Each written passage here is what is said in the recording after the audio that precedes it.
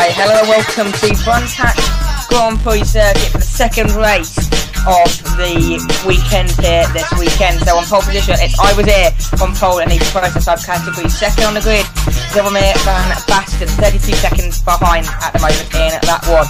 Third position will be Memento 89, Concrete Climax Racing in the Bentley. Fourth, Chozo 32 in the Proto, in the Pescarolo even. Fifth position on the grid is Texas Time Me 214. Pretty complicated name there. He'll be driving the Audi about 5 minutes behind everyone else because it was his teammate started yesterday. Adding it in the GTE category now, so on pole position for that one is Widfo in the Ford GT40 for FRT Racing. Second is Adrian Headed for M4R. Third, right up on the grid, GTPK. We've seen some great battles between GTPK and Widfo in the past, so that's a very exciting one to look out for. Fourth, the Frost. So a great result there for him in full position in that one. Fifth, Merlin Richards in the CMS car. Sixth, Eddie Vaitati. And then seventh, at the back of the grid, Johnny B1990. He's driving for MDR in today's race. Right then, so we're going to head straight on to the race. There is no qualifying, of course, so we're straight on with the race. So go round on this warm-up lap, and then we should get all ready to start this one. So joining alongside me today is Ethan. So thank you again for joining me today, Ethan. Hello, this should be a good conclusion to the race that was started yesterday. It should be interesting to see how the cars get on as we're getting onto the pace lap here. We're on board with Zvomir Van Basten, and who's starting second today after Lynch's performance in the Peugeot yesterday. He couldn't quite hold on to the back of Immortal Pilot yesterday. Of course, Immortal's teammate Iwazir is taking over today in the Orica painted Peugeot 908. It should be an interesting battle today between the LMP cars. We'll see who can take the fight. Of course, we've got Memento 89 in the third place Bentley. We should see him take some early lead, probably as the fastest of the LMP drivers looking at the practice times. As we see the GTE field now catching up to the back of the LMP field, ready for the start. Yes, and as I come around here, then they're heading round the Westfield Bend section, coming up to that section now, and it's going to be interesting to see who's going to win this one. As I said, I was here, and Zvomir Van Basten should be very close, but who even do you think is going to come through to win this one here today? I think it shall be Memento 89, like I said. I think he's got the pace to take both the Peugeot 908s. However, overall, I do think it will go to one of the two Peugeot 908s. Of course, Memento has to close up on a very big gap from yesterday. So overall, I think it will be Iwazir from Zvomir Van Basten so that will be Team High Adrenaline Racing, followed by IMP in the final standings. And how do you think GTE is going to finish? Well, it's definitely going to be a close battle, but I'm going to have to say Widfo and GTP Kane for the win in that one. It's going to be close to see to decide who'll come out top in this one. But as I head now then towards the start line, it's green flag, it's lights out, and it's away we go at Brands Hatch for the second race of this weekend. Great start by Memento 89. He's already trying to get the jump as they go into Paddock Hill Bend for the first time, but a great start as well by Zvomir Van Basten to hold off. But Memento 89 down the inside of Lewis, he's got through, and now here comes the Pescarolo from fourth position up there into third position. So Chozo 32's there as well. We've got a car off. It seems as if it's Iwazir's gone. Memento 89 leads the race. Second, Zvomir Van Basten. Third comes Chozo 32, but they're battling hard as they head up the hill into the Grand Prix loop again, down Pilgrim's Drop. And what a start we've already seen. Chozo 32 all over the back of Zvomir Van Basten for second position. Texas there and fourth in the Audi, but Chozo 32 trying to go down the inside. Can he make the move stick? It's going to be close as they come out the exit for Zvomir Van Basten. Will just hold on, however, at Orthons into Westfield. Great start there with Ethan. Yeah, that was a very, very, very good start there from Memento 89. I did think he'd have the pace off the start. He's obviously trying to close that big gap between to the Peugeots. Though it seems like Mento's had a no, mate, moment Mento's made a massive mistake. He's come off at Sterling's. He's off at Sterling's now. He's got a foot on the grass. And it's going to be Zoramir Van Basten and the Peugeot leading the way as they come out of clearways for the first time. Zoramir Van Basten takes the lead. Second position, Chozza 32. Great start by Chozza from fourth on the grid. Third, Memto. Fourth, Texas. Fifth, GTP Kane. Sixth, Widfo there. So great starts all the way down the field. It's Kane, however, leading the GTE category. He came up from third in the GTE category to now leading. It's a great start by Kane as well. But this is definitely where the race is, right out in front in the prototype class. Yes, it's definitely been an interesting start. That mistake by Memto, of course, means he has to do all that work again. Has he got damage? We do not know yet.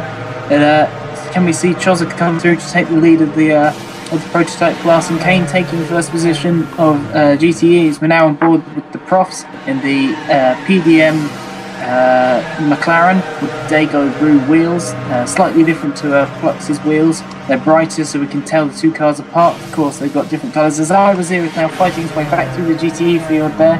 Of course, making that early mistake has cost him a lot of time, but it seems Kane's got a big gap to the second place GTE car. It'll be interesting to see how Iwazir gets through them. Of course, this is actually from position in the race. Well, I'm just going to quickly, for the first time in this race, probably more times to follow, doing a time check. So I'm on 7 minutes 20 seconds according to my screen at the right hand corner. But it did appear that you were slightly ahead of me, but hopefully we'll be able to counteract that as the race goes on. So a battle ensuing, it seems, in the GT class as I was here now, making headway in that GT class, trying to find a way back past these drivers and get back on terms with the prototype cars in front. We're hearing that it was a spin that was the cause of Iwazir's mistake, and then that led to Zoramir Van Basten hitting off the Peugeot driver, so that's why he went off during that crash on the opening lap. It's interesting to see. As we see now, Iwazir has cleared the most of the GTE field, as it seems a close fight, as Adrian Hettich has now got past Widfo into out of Druids now, and we're heading down with the prototype class now, down into the GP section, and it's going to be a close fight. Mem29 has already got back past Zoramir Van Basten. He's now closing down Chozza 32. It's going to be an interesting to see how long it takes Mem89 to close down that fight. Of course, both cars have got to make up time from yesterday's race. Well, hang on a second. What happened to Zoramir Van Basten? Because when we left him last, he was leading the race from Chozza 32. Zoramir Van Basten now there in third position. Chozza in the lead. Second is Memto. So what's gone on out front? I think that's just underlying pace there.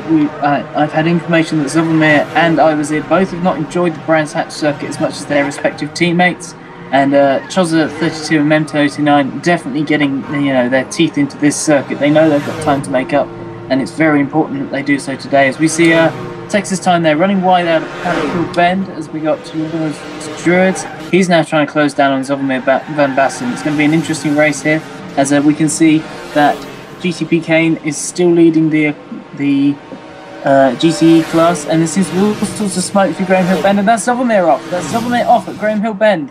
And, your video is slightly behind mine because I saw that about 20 seconds, so I might have a problem here with the time difference. Okay, that's a mistake on my part there. I should see if I can fix that. Alright, so Chozza 32 currently setting the fastest lap of this race so far, 1 minute 12.890 out front. But Mem29 just set some fastest times in sector 5. So Mem29 is definitely the one on charge in this one. And as you can see, the gap, not a lot between the front two. So Chozza 32 trying to escape, but Memto is there still putting pressure on him. Texas time, as I said, they're in third position in the Audi due to Zoramir Van Basten's mistake earlier on at Graham Hill Bend. Yep, as we now see Mem29 trying to close down Chozza 32 as they go through Graham Hill Bend. It's going to be an interesting race between these two. I think Mem29 will triumph over Chozza 32. He just seems to be more comfortable during practice, but Chozza is showing that Pescarolo is good through the turns. But of course it struggles a little down the straights, and that is where there's somewhere on the track that Mem29 could capitalise, having a better exit out of the corners and utilising that straight line speed. Yes, and so they head back now. In my view, they're coming up towards Sterling's now. We're seeing Widfo closing down. It appears to be GTP Kane in front. Widfo getting a lot of curve there on the exit. It is actually Adrian Hettich in front. So we can see. No, it's not. We're trying to see that, but my screen's quite crackly here. I know it's Johnny B. It's Johnny B. 1990 in front. So this could be a battle. This is for 10th place now in the GT class. As you can see now, Witchbow in that 4GT, the Australian driver, trying to hunt down as ever Johnny B. in front. So this could end up to be a very exciting GT fight to watch out for during this race. Yeah, it seems Johnny B's having a good start in that Mazda. Of course, the Mazda's been kind of underperforming in the opening flyaway races in the USA, but we shall see how it does back in Europe. It's got very good top speed, that RX-7, which may give it a good showing at Monza next time out and at Le Mans. However, of course, it all depends on the setup and the driver as well. You know, a car can't win without its driver. Yeah, well, exactly. It's all about who can take the reins and who can go out and do the business out on the circuit. Memento 89, it seems he might have dropped back ever so slightly, or has he, from Trotter 32? It seems to be a stable gap so far, and now with Trotter 32 coming up towards the traffic, this might be Memento 89's chance to capitalise. And we see Trotter 32 almost there, go sideways through Dingle Dell, so Trotter 32 perhaps having some difficulties. Coming up now then to lap 11th placed Widford that we would just talk about in that full GT, as they now come through clear ways, and Trotter 32 will come across the start finish line to go on to the 9th lap according to our board on the top left hand corner. But of course, with the tyre glitch, he's actually going on to about lap 7 or lap 6 now. So of course that screen in the top left hand corner slightly in front of the laps that we are kind of doing today due to that tyre glitch that we have in Gran Turismo. Apparently, yes, the tyre glitch is making it compulsory for all cars to do 2 pace laps and a pit stop just before on the first of those 2 laps. As we see, Chosnow having to get past the traffic here. He's still fighting his way through, but it's amazing how quickly he's come up to the back of the GTE snake. It's taken him, 7 racing laps to get to the back of the GTE traffic. It just shows the difference in pace and how short the lap is here at Brands Hatch. Oh, exactly. You don't want to go out from the off, push too hard, and then get some contact with the GT cars in front. It's better to sort of let go. And as we say in that, Trotter 32 gets very wide coming out Dingle Dell, and he lets the car go. And Memento 89 slots Slew into the lead at Sterling's, and they head down towards Clearways. Memento 89 leads away, but Trotter 32 is still all over the back of him. So then, now we've got a race now, and Trotter 32 went wide going through Dingle Dell. Memento 89 slot through going into Sterling's. And Memento 89 leads this race for Concrete Climax Racing in the Bentley. Second, Trotter 32 and the Fescola. Now third, Texas time down there, but Trotter 32 will not give up here. He'll definitely want to try and get his lead back, Ethan. This could be a very exciting battle to follow throughout the duration of this race. It should be very interesting to see. Of course, Memento 89 putting on the pressure there on Jozza having to put in some quick laps, and it seems he's slightly over-exerted himself there. And we shall see if he has anything to answer for the Bentley up ahead.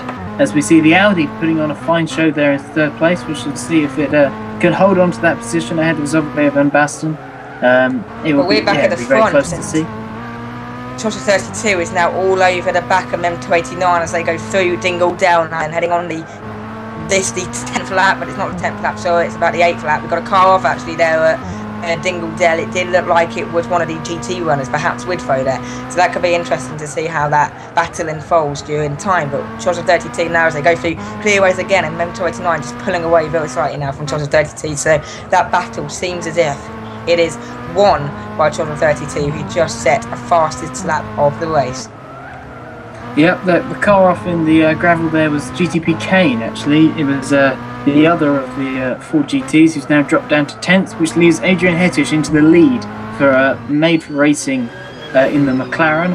Which is good news for that team, of course, who were trying to get a lap ahead of Widfo there and hold off GTP Kane. Of course, had that very difficult race yesterday. He's seeing if he can pull back some of the time he lost as well, though he did manage to unlap himself from the entire field at one point.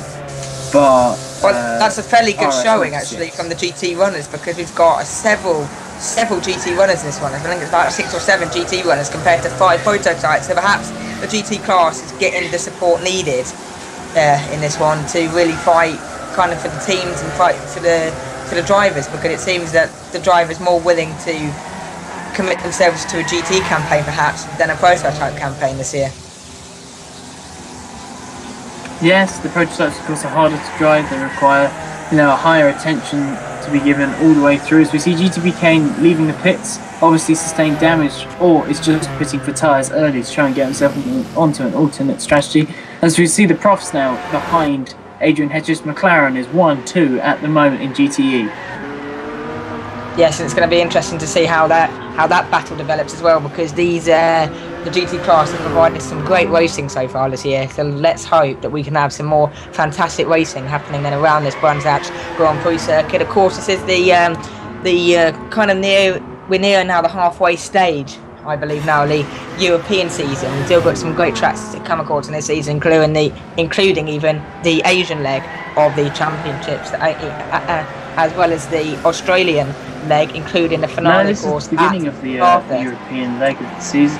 We've just finished the US leg of the season. Oh yeah, of course, because Brands Hatch did start the championship. This is actually round 5, I'm hearing now, of 14 rounds this season. So we're coming up to about the 1/3 mark of this championship, as we've just seen Texas going to the pit lane, going very slowly in that Audi. So that might be something to worth watching, because he might have sustained damage in that Audi. Yes, it's perfectly possible. Of course, the Audi has been known for its snappy oversteer throughout the testing and the early races. And of course, once you start to wear down those tyres, that characteristic can just get worse and worse for you. It's definitely not an easy thing to overcome. You have to set the car up slightly to oversteer, which of course compromises overall lap time for stability. Well, me and Adam were discussing a bit earlier on then during the season that it seemed that the Audi was the one car which no one wanted to be in. So why now have we got this support for the Audi? Well, I think we've just run out of other cars for teams to drive, apart from this single Bentley which is left. Maybe the Audi we're seeing is preferential to the Bentley. Of course, it's sometimes useful to have a different car to your competitors, because that means your advantages no one else can have. Of course, we shall be seeing huge teams joining the grid for the next race at Monza. We'll have BMW Motorsport joining us, and we will be having Buster Hyman Engineering with us as well in the other Bentley. So we shall see how those two teams get on at Monza.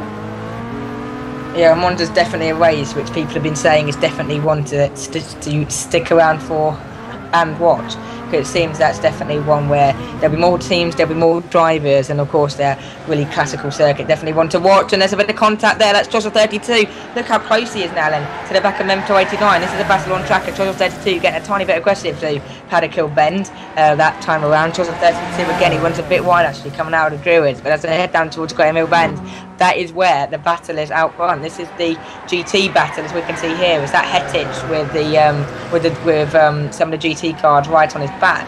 So that's going to be an interesting fight. Yes, it is. It's GTP Kane. Look how close he is there to the back of the Profs. So it's the Profs there, second in category. So we've got, let's talk through this then. So we've got Hettich in the lead this one, Profs in second, and GTP Kane there in third position. And Profs as they go into Westfield Bend.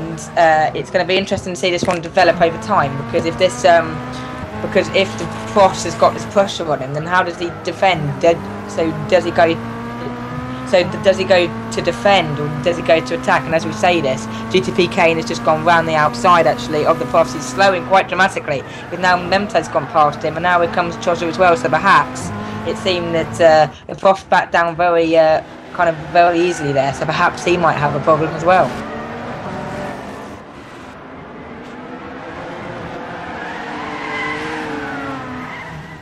Right, and as they come around then Paddock Hill Bend, it appears we're having some technical difficulties with Klutz, but with Ethan even, but we'll get back with him in just a bit. 20 minutes gone in this one in. Memento 89 still leading the way. Charles 32 seconds, over me Van Basten there in third. I was here fourth, and then we've got Hettich. Great performance for Hettich there in fifth position. So that'll be interesting to see what's going on in that one. Sixth position.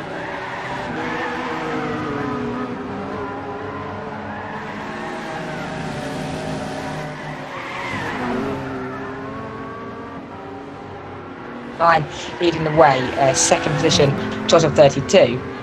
So it'll be interesting to see this battle develop over time, and how that and the implications that we'll have of this battle over time. So as they come through, according to my screen, they're coming through Westfield Bend. So that'll be interesting to see how that is on on the keyboard screens.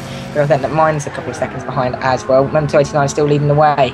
Chillingsworth 32 in second position. There we go. The screen's just refreshed. We are going through. There we go. We're going through Clearway. There we go. It's all sorted. I believe now Chillingsworth 32 all over the back of Memento 89 as they head up then towards Stirling to Chillingsworth 32. In fact, very, very, very, very, very close indeed to back of Memento 89, and so is Adrian Hettich. Now is defending hard from GTP Kane there. And GTP Kane definitely want to watch on this one, because how close is he now to the back of Adrian Hettich as they go into Paddock Hill Bend again then. These are the leaders now, Chillingsworth 32. That's about 0.2 of a second, I believe, to Memento 89. So that's definitely something happening there as they go into Graham Hill Bend. That gap very close now. This is the closest, I believe, that Chillingsworth 32 has been the whole race. So this is definitely something to keep an eye on as they go back onto the Grand Prix circuit, back up the hill. And as they head up the hill, back up towards Pilgrim's Drop, Memento 89 still holding position here. And look how close Chillingsworth 32 is. Is he going to go for a move down the inside? He could well do as they go into Hawthorns. No, he's not going to go for a move this time. He sticks behind it again. He's going to hold position for the time being and wait until Memento 89, perhaps put into Memento 89 for some pressure and hoping he makes a kind of sort of a mistake in this one. And then if he makes that mistake, then perhaps Chozza can find an easier way through. But of course, tyres will be a key issue here, because if you keep drilling your opponent, the tyres might play an issue. And Widfoe there, what's he doing in the middle of the track? He's sweeping a bit there on Chillingsworth 32. He almost made contact with Chillingsworth 32 and with Memento, and coming out of clearways, Chillingsworth 32 very sideways, and Memento just pulled away now. He's got a good 1.5 second or so gap as they cross the line that time. So that'll be interesting to see what's going on with this battle, because if Chillingsworth is making some slight mistakes, perhaps Memento can afford to hold back a bit and perhaps just drag it out until the first pit stops, and then the first rubber could potentially be a different story in this one. Right, Adrian Hettich has got some ground back. So what happened to the cars behind? The Profs there is still in 6th position, so something must have happened to the Profs there to drop back so hastily from the back of Adrian Hettich. Of course, Hettich there in 5th position, so a great showing by him in 5th position, leading of course the GC class. And we've had Texas there with that issue earlier on.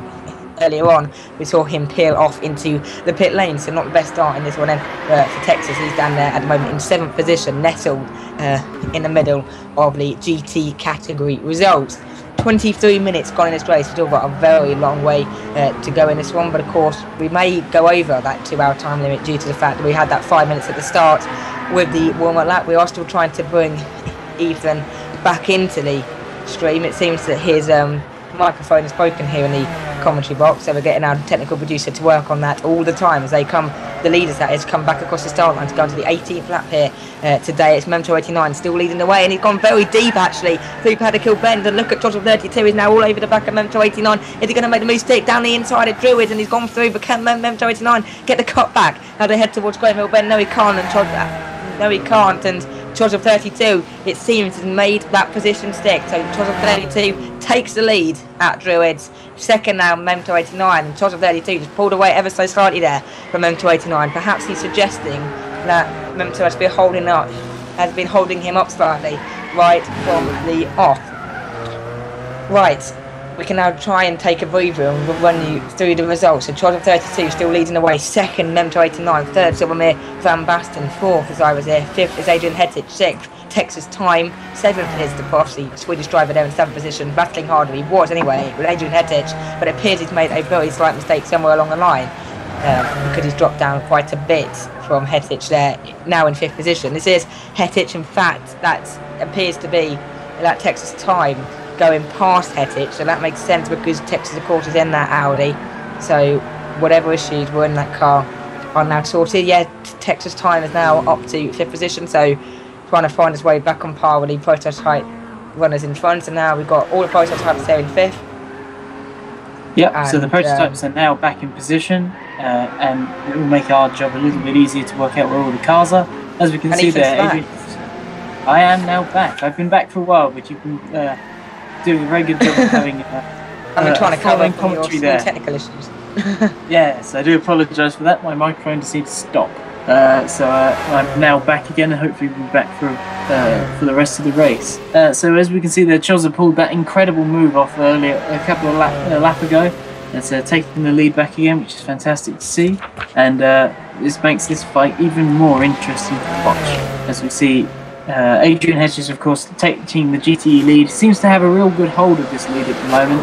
And as his the rest of his close competitors seem to be struggling, as Woodfoe is down there in 10th, and GTP Kane is, of course, in the a lap down on him. So it will be good to see as we see the Zovomir trying to put a lap on Adrian Hedges. Of course, this will be good to see if this will be a clean lapping there for the LMP car. Or is he going to be held up as we cut now to Iwazir, who's not too far behind Zovomir now? Seems Zovomir's earlier issues has, allowed him to drop back into the clutches of Iwazir, as Iwazir is trying to overtake the canary yellow car. Yeah, and it appears. Look at Texas time. Can he get back on? Do you reckon on board with Iwazir? Iwazir, what? Coming around the Grand Prix circuit now, so Texas time has still got quite a while to go to get back on terms. But some of the drivers today have made some very small mistakes indeed. So perhaps this could be an opening for some of these drivers who have mistakes right at the start of the race to perhaps get back on terms and challenge the drivers in front, maybe. Yes, it's perfectly possible. Of course, the Peugeot was historically better on its tyres over a stint than the Audi. But if Texas Time's got the better pace than the Audi, then this would be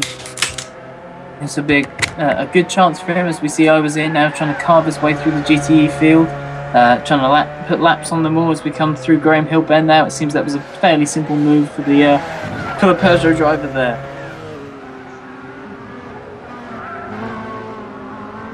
So, as we see the GTE fight here between the two Corvettes, I think this is actually a lap situation where Merlin is actually a lap ahead of Tati there, as we're now on board with the Profs, who's gone a little bit wide there in the GPE section. So, yeah, as he comes down now down the hill, and it seems the Profs is having a bit of a lonely race now. He's dropped off the back of Adrian Hedges, but he's getting some good position there for the Professor Doc Motorsports team there. As we see Chozza32 there, now dropped back behind Memto 89. This is a big move for the LMP lead. It seems Chozza must have had an issue, or Memto managed to get up close and get an overtake. We didn't see this on camera, and it's a very important overtake there for the lead of the race.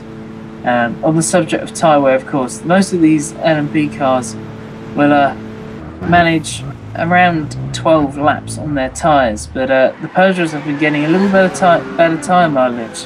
For next race, there will be a small adjustment to the balance of performance, or the BOP as we call it occasionally, to try and bring the Peugeot's tyre life back to around where the rest of the cars are. As we see Memto 89 now coming into the pits. This is his it's his second pit stop.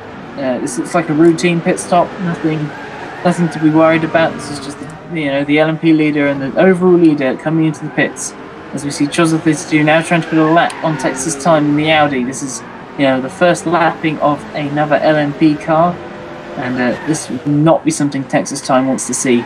But he will probably move out the way up into Druids to allow Chozza32, the faster driver, through. Oh no, he's closed the door on him. That was a bit of a naughty move there. He should have really let him. Now he lets him through out of Druids. Chozza32 now sailing through Graham Hill Bend. Seems everything's going right for Chozza32 at the moment, as we see Memto 89 now back out onto the circuit himself, going through Graham Hill Bend. So he's not actually that far behind Chozza32. It seems Chozza32 has actually got a lot of ground to make up on Memto 89 once he is pitted. So he must have had a fairly big incident. Maybe a spin. Well, Chozza32 he's made some small mistakes like here and there, so perhaps they've all built up over time, and that's where the mistakes are. And this is not going to help Chozza32 being stuck behind Texas in that Audi, because Chozza32 wants to go through as soon as possible so he can hunt down Memto's lead when he comes into pits. There's Memto out, and look at that gap. There's not a lot of gap here, with Chozza32 coming onto the Grand Prix lead now, Memto 89 coming through Graham Hill Bend. So that is not enough for Chozza32 to pit and come out ahead of Memto 89, unless of course Memto makes a mistake somewhere along the lap. But it seemed a great stop there by Memto and the Concrete Climax Racing team there to shove their man back out on track and in a very competitive position in this one. I just spotted Woodfoe there off at off the circuit in the gravel, which means Adrian Hedges will be able to put him a lap down, and therefore, you know, now we'll be able to see if Adrian Hedges can keep that lap, and that, of course, overall will give him the position we see Tatiana, they're losing it into the gravel at the top of the GP circuit, and Johnny B lapping Tatiana there in the Corvette. Johnny B there, of course, driving the RX-7. It's the best showing we've seen for the RX-7 most of the season.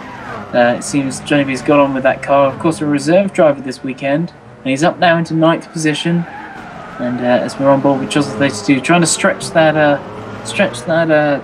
stint out, see if he can possibly overcut Mem 89 throughout the next stint. Of course, he'll have younger tyres for this. Can I just quickly interrupt you and ask you what time you've got on your total time on the top right-hand corner?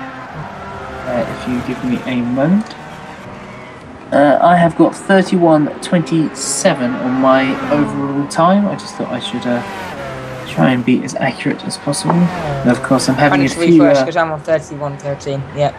Okay. There we go. I'm on 31. No, it's still not going to do it. I'm on 31:21. So, there you go. Click that button. All good. We're back. I believe anyway. 31. Hang on. Let load. 31:40. 53. Still loading. Hang on. We'll get back. So anyway, back with the coverage here today then. Yeah, we're going to be interesting to see how this is going to pan out over time. We're now on 32 minutes on the top right hand corner, so a very good time to go. Then we've got about 3/4 of this race still to go. We need to bring Matt Story up here and bring us some more tea and coffee in the studio. Anyway, as the cars head round Brewers again, it's Adrian Hetich there in 6th position. He's got one of the prototype cars that appears behind him, so he didn't want to hold up. I was here behind. Of course, Joseph 32 still setting the fastest lap of this race, 1 minute 12.264. That was set a bit earlier on. And now then, Memto takes lead, so Joseph, I presume, is in the pits. No, he's not. So Memto 89 has managed to pass Joseph 32 on track. Yeah, they both made their pit stop, and they both got just a few laps on their tyres. So who's done the most laps? It is 22 laps on those tyres by Zoromir Van Basten and I was here. So a pit stop is definitely due in those two camps. Yep, definitely. As we see I'm very sorry, I've just lost my train of thought. The Peugeot stretching its tyres out. Obviously, it's got that slightly better tyre life, which will be hopefully fixed by next weekend. As we see Zoromir Van Basten now in 2nd place, taking that position away from Joseph 32. As Joseph 32 is in pits, but he will have much fresher tyres when he comes out and should get that position back easily. As we're now on board with Johnny B 1990 again. This is a good showing there by the reserve driver. Of course, he's our defending prototype champion, and he's taken a step back this season from full-time driving.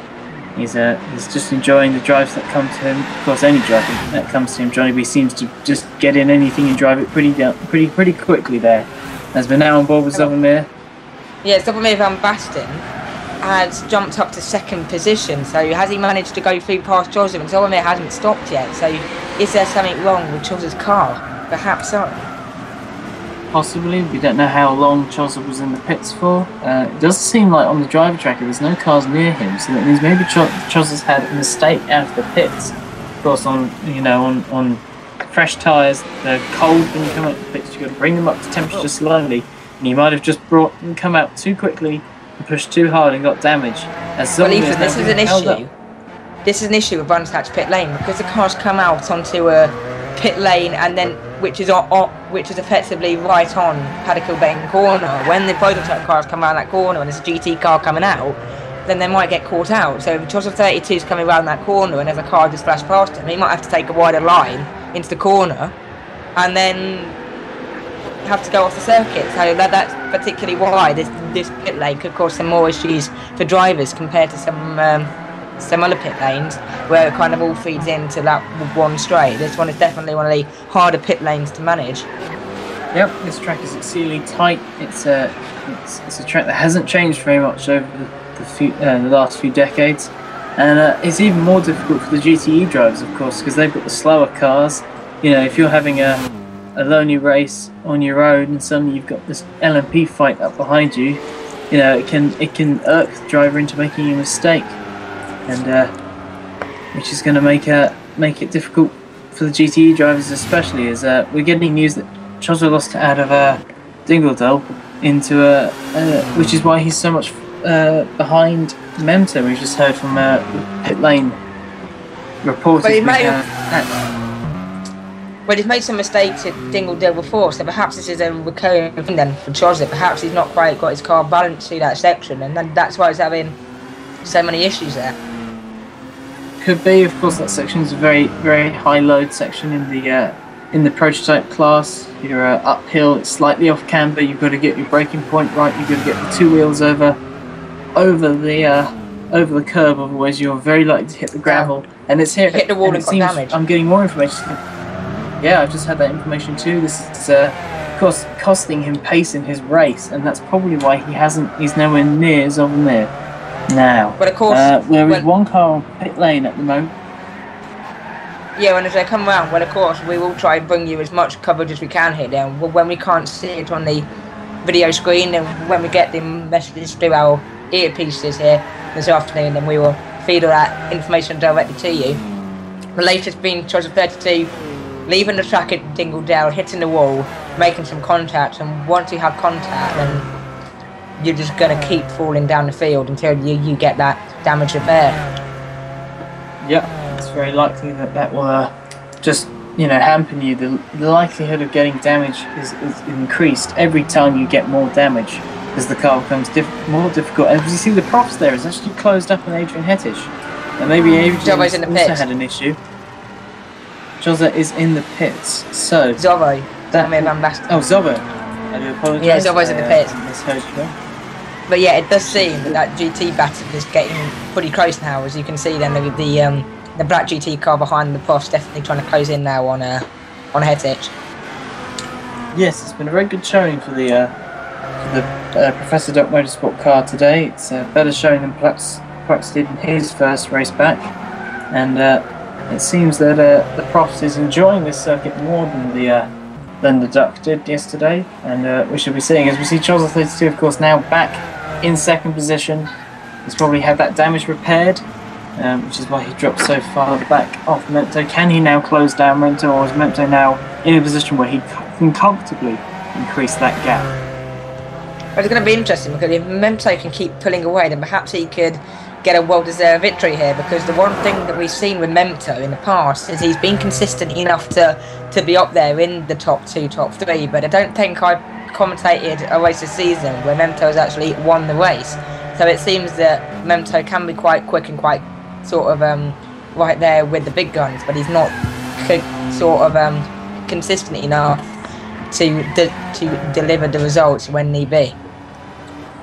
I think he's just had an awful lot of bad luck. He's been mostly in the Saturday races behind the likes of Dixon and Immortal Pilot, who have just had that bit more pace. And when he's been in the Sunday races, it seems he just hasn't had the luck to be able to convert that overall pace that he has over most of the Sunday driving teammates of likes of Ninchin and Immortal.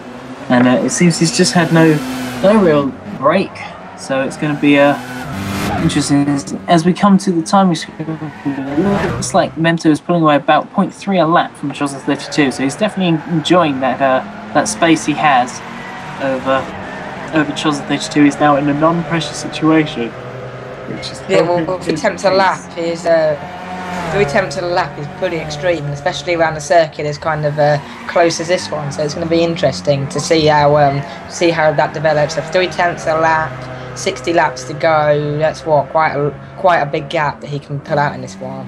Dominate the field if he chooses to. Yes, but for every lap that you don't make a mistake in pull 0.3, you can make one mistake in one lap and lose 30 seconds. So he's playing a bit of a dangerous game by extending his gap. The issue that we see though is if you then pull off and kind of ease back a bit, then you could do a Senna at Monaco in 1988 and put it in the wall. So perhaps it's better to stay on the limit the whole time, keep that sort of the adrenaline going for a bit longer.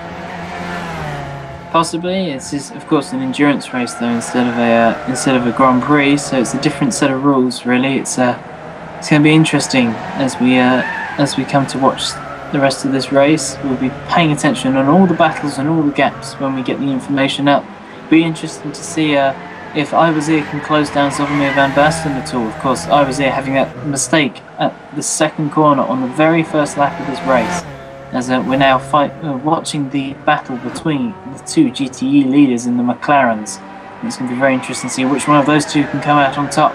Adrian Hettish, of course, having some bad luck during this season, and the Profs now being very feisty, it seems. He's closing down on the British driver in the McLaren. It's going to be a close one to see if Hettish can withstand the pressure the Profs is placing upon him. He's definitely looking like he's closing him down as the laps go through. It now looks like there's about a second between the two cars, and it'll be interesting to see if the Profs is getting into a position to effect an overtake. Well, looking at the overall standings then, the battle for the overall win in this one is also between Zodomir van Basten, Iwazir and Memto, because Iwazir is already a lap down now at Memto because he's struggling, and Zodomir van Basten is definitely not too far off. So this could be a battle for today's race, plus the race overall as well. Yes, both halves of this race are required to be good for you to take victory overall, and if you have a bad race one day, it's all on the other driver to pull you back through, and it seems that Memto was trying to do that as much as possible after Glenn Al's 81 slightly poorer performance than he probably would have liked yesterday. As we're still back on board with that GTE battle, and it seems that gap is actually staying a bit more stable this lap, it seems. Adrian Hettish seems to have put the hammer back down a little bit and pulled out a little bit as we go into Surtees.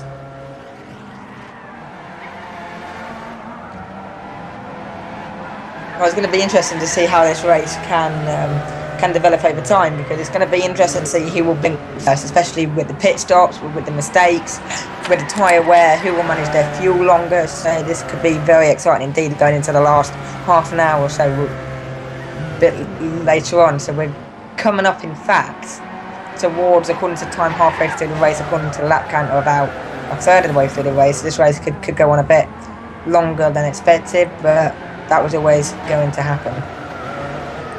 Yep, it's definitely going to always happen, that. But of course the GT runners would have done less laps than the prototype, so the prototype probably coming on to about lap 34 to lap 35, so that's definitely something to keep an eye on. Of course, in that top left-hand corner, we've got a GT car there. It's one of the Corvettes. It appears going a tad slow down the straight, so that might be something to keep an eye on. And there's a head through Paddock bend again. This is Hettish, I believe. He's still leading then in that GT class in 6th position, so a great performance by Hettish. And the Profs there then with that Dayglow blue wheel rims, definitely trying to close that gap up, and perhaps he could in time, because we've still got, what, 45 minutes to go in this, no, more than that, an hour and 15 minutes to go in this one, so it definitely will be good to see the Profs develop over time. And was that Texas giving the Profs a small tap going on to the Grand Prix lead? So Texas definitely not happy with something there. It definitely seems impatient. Of course, the rule is that the GTE cars have to stay on their racing line, and the LMP cars have to make their way past safely. It's not up to the GTE cars to move out the way. It's up to the LMP cars to find their way round and be patient. We can't, the LMP cars can't bully the GTE cars off the track through contact. They can, they can intimidate, let them know that they're there, and make sure they maintain their line, but they can't physically, use their car as a weapon to move the GTE cars off the track. Yeah, so it's going to be interesting to see that battle develop, and it's going to be good to see who will blink first in this one as well. Well, it seems the two cars are fairly evenly matched. It seems this lap Adrian Hettish pulled a little bit on the Profs there, as we cut back to our leader there, MM29, who seems to have a nice big gap now. Hopefully nothing will afflict him too much to bring that gap down in a way that we don't expect. I mean, if Charles 32 can bring that gap down, we'd love to see that, but we don't want to see MM29 there having any issues himself. it would seem a little unfortunate for him. So he's coming up to the lap now, Zolomir van Basten in the Peugeot 908. Of course, this is important in terms of the overall race for the result there. But yeah, well, how does it stand then? So Memto's leading the way in that one, I'm guessing, and Zolomir van Basten in second place. But if Memto goes past Zolomir here, then he'll just do another lap on Zolomir van Basten. So this is quite crucial for them, for Memto to go on and win this race then today. Yep, it's very, very crucial for the overall points. He'll need to put a bit more of a gap on Zolomir van Basten to be able to get that overall win. He's about a minute and 30 seconds still behind Zolomir van Basten, even when he laps him. So he's still got to find another lap and a half on the Peugeot driver before he can say he's actually in the overall victory position. Of course, he's already lapped Overzeer. He now has to lap Zolomir van Basten, as we have a bit of GTE traffic there as well. Of course, we saw Memto 89 standing in the ASR on Pescarado yesterday. And here we go, he's made pass down into Graham Hill Bend. He's overtaken. Yeah, so Memto 89 is now free to go and extend his gap a bit more now. He can start to pull away because Chozza, he's not yet through, so it's going to be good to see where Chozza is and how long it's going to take him to pass the traffic behind. Yes, it'll be interesting to see how long it takes Chozza to get through. It seems Chozza's still on the start-finish straight. Yeah, so Chozza's dropped back quite a bit, because Chozza was right there. Because Chozza was right there, and now he's dropped back a bit. Damage. Yeah, of course, he had that damage, and now he's dropped back after a bit. he came off.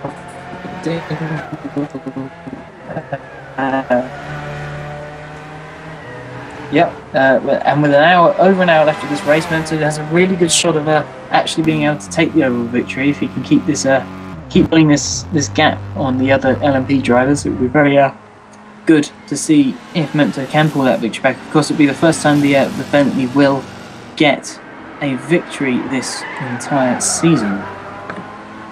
Well, I've just been told that it's a minute and a half, so Memto 89 is now a minute and a half, Zolomir van Basten overall. So this battle day, if Memto 89 now can just keep extending that gap by 0.3 of a second and more, then in theory he might be able to pull that gap in. So yeah, 1 minute 30 seconds behind. So again, it's all about bringing in that gap, bringing in those tyres, and that's exactly now what he needs to do to bring that gap closer now to Zolomir van Basten for the overall victory here today.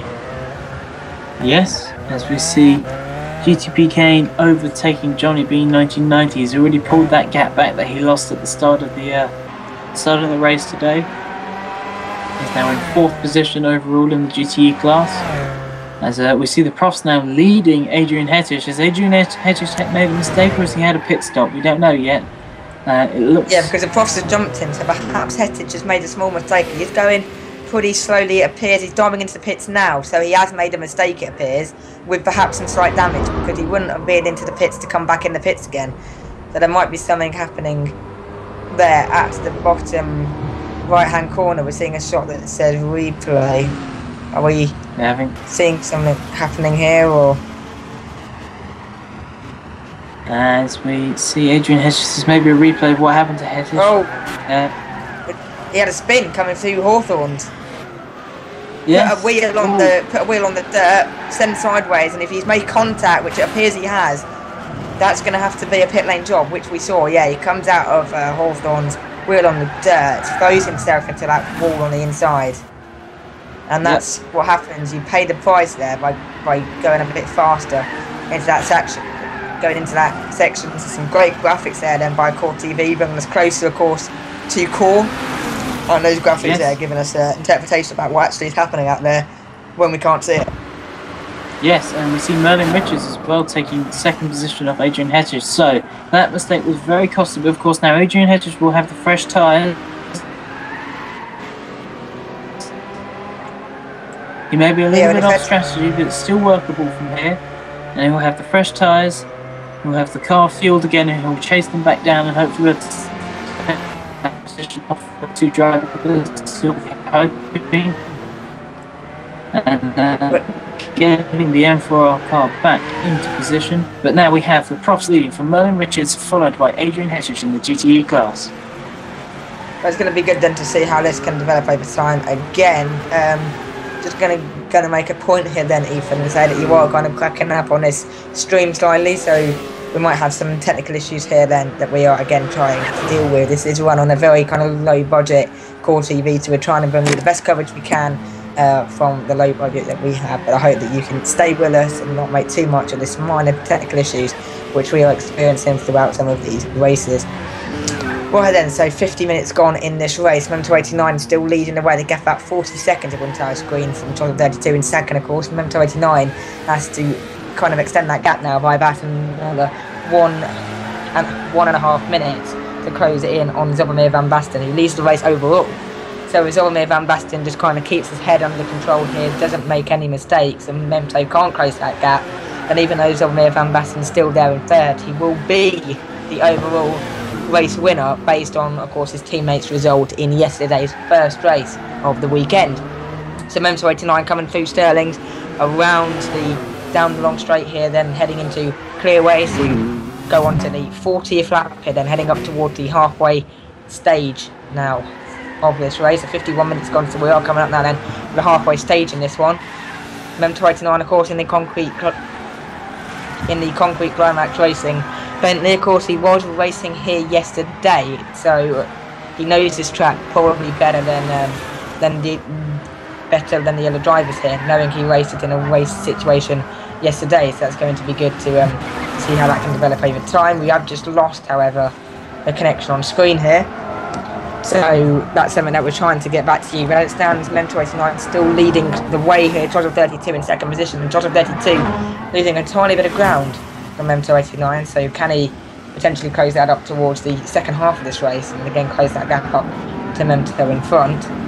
The streaming computer has apparently had some minor technical issues, so I'll just keep going on. There we go, we're all back up here then in the com box today. So Total 32 is trying to work his way now through some traffic, which he's succeeding on doing pretty quickly. He doesn't want to be stuck behind that traffic for too long, because that could cause some issues in front, because if he leaves that on for a bit too long, then he might lose more time to Memento out front, and he wants to try and now optimise the time which he is having to try and close up now on Memento 8, to close up on Memento in front. Now then, so are you back then, Ethan? Have you sorted out the minor technical issues that we were experiencing a second ago? I hope so. It seems everything should be back running. I do hope that's the case. Do I seem a little bit clearer now? Yes, you do, because it seems that you can go about 15 minutes and then your whole mic fails. So hopefully we might see that again. I believe there is a dodgy cable here. Hopefully someone at the technical department can replace my microphone cable. We're just seeing it appears as that Widfo going slightly on the grass there going into Dingledell. It's very interesting indeed to see how these drivers take different lines throughout some of these corners based on their particular driving style. Some take a wider line, some take a shorter line, so it's good to see how that style continues. There is Texas still low in 5th position, so he hasn't really been able to close back up on the prototype class due to his earlier problems towards the start of the race. So even though he looks competitive right near the start of the race, he hasn't managed to close back up on the prototype drivers and show us the form that he probably has under that Audi. Yes, the Audi seems to be having its long run issues again. The twitchy nature of that Audi means that as the tyres wear down at the rear, it seems to be suffering more and more as we go.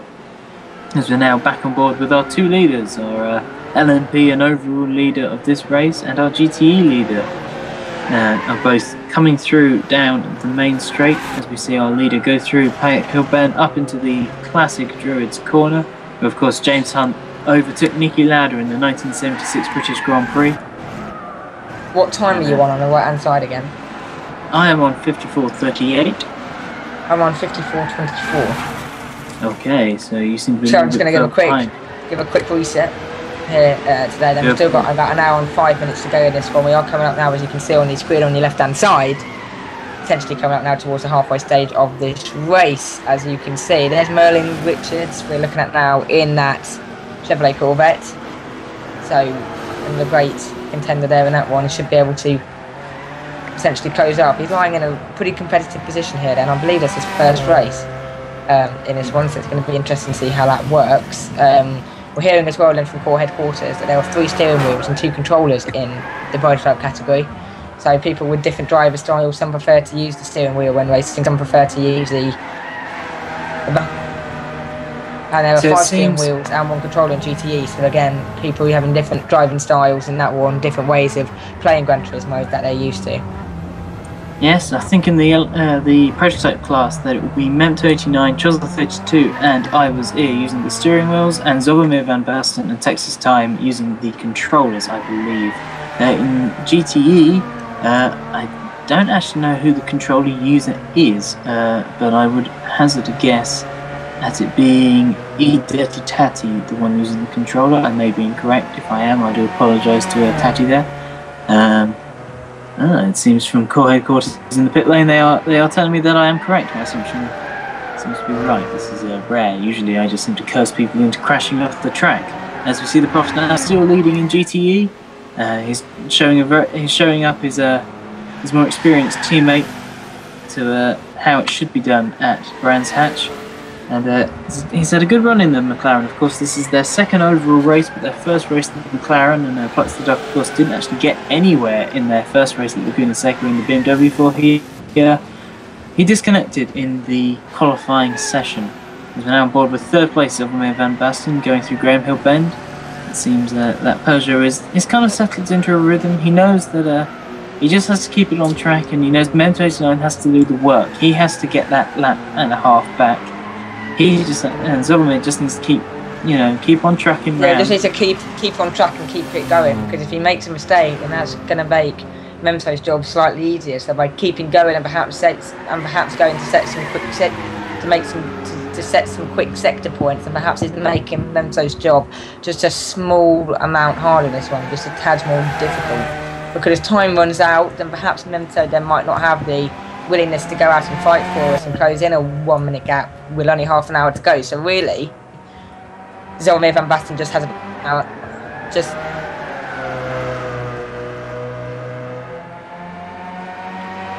to carry on.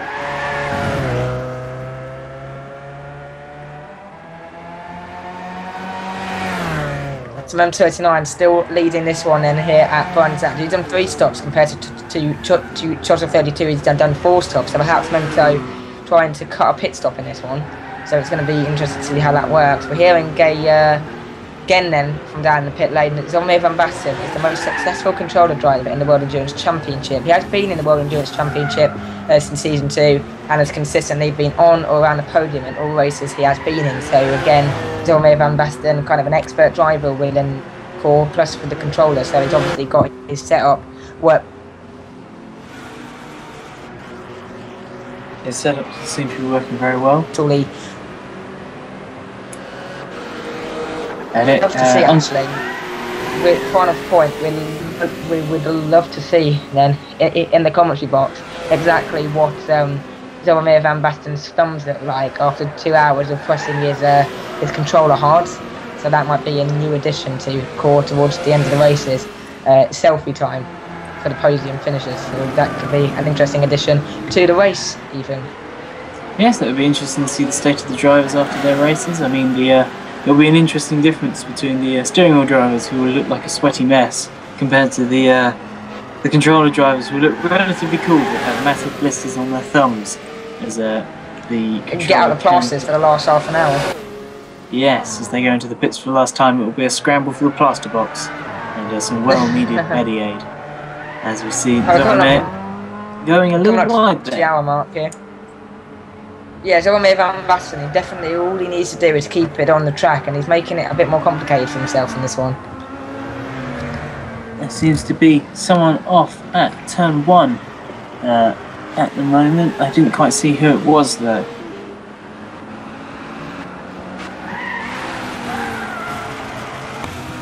Well, I can't see either. Apologies. No, there was someone off the track from home, but we didn't cut to anyone being on there and being able to see who it was. We'll have to have to find that out at a later point if possible, as we now see the Canary Motorsports yellow of the Corvette drivers there. Yes, it is indeed. And he's now taken the lead of GTE. It seems the Profs is in the pits. Is this a scheduled stop, or is it not? And I'm hearing from core headquarters that it was Adrian Hettish off. Showing some form. Yes, Hettish has gone off, but look, he's losing ground, and the Profs is in the pit, so it's going to be Merlin Richards in that Corvette who's going to be leading the GT class. So a great start by him in this one. Hettish has gone off indeed. The Profs is obviously pitted, and Zolomir Van Basten trying to find a way past the Corvette, which he has done pretty quickly. So straight through on that one. There's Texas with the Profs behind him, so the Profs back out from the pits now. So he should regain the lead, I believe, when Merlin comes into the pit lane. Yes, it doesn't seem to be too big a gap there between the two drivers. I think that was just a scheduled pit stop for the PDM driver, and I think he's back on his merry way. Of course, we're now just over halfway through this race. It's been a good start to this race. It's not quite as close as the race one with the battle between Immortal Pilot Ninchin and Mini Stiggy taking up the first 20 laps of the race.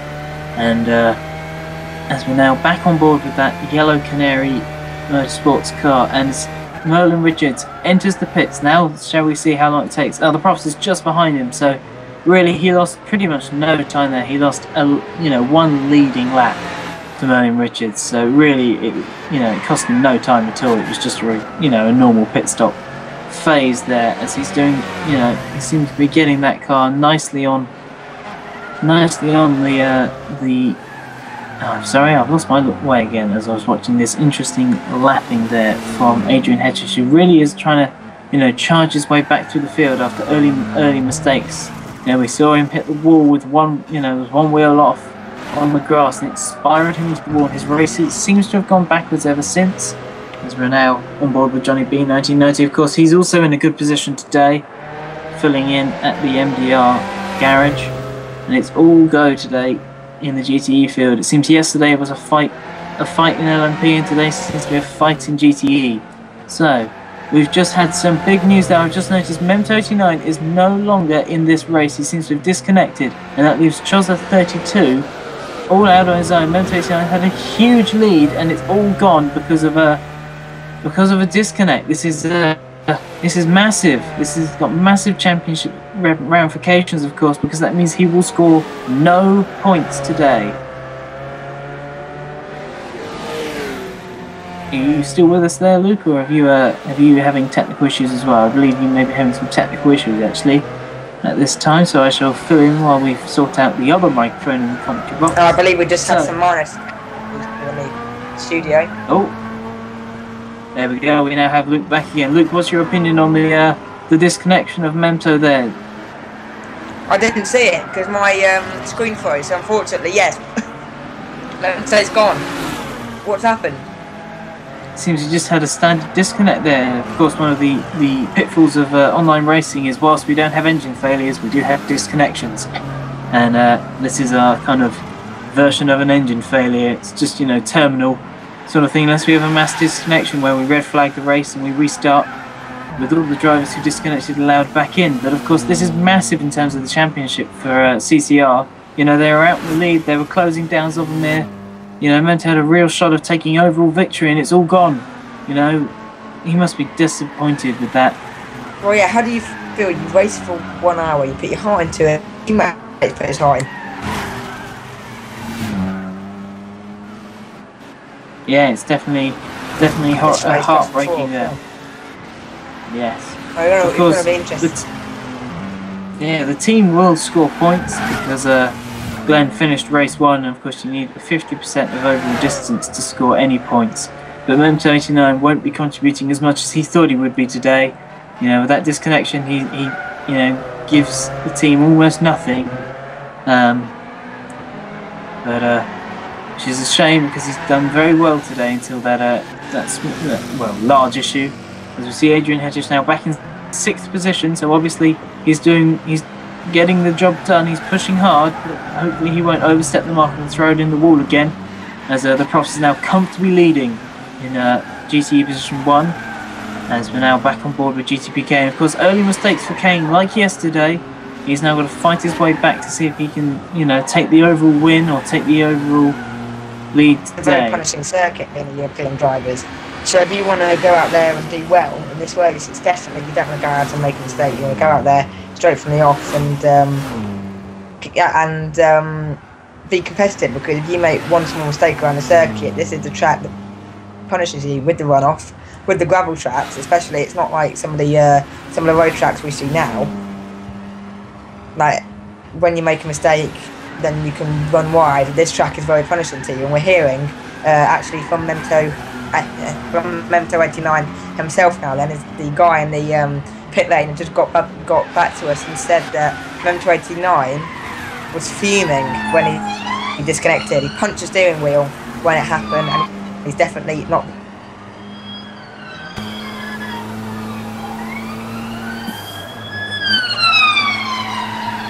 Seems to me that maybe Mem289 didn't just punch the steering wheel. Losing his cool slightly.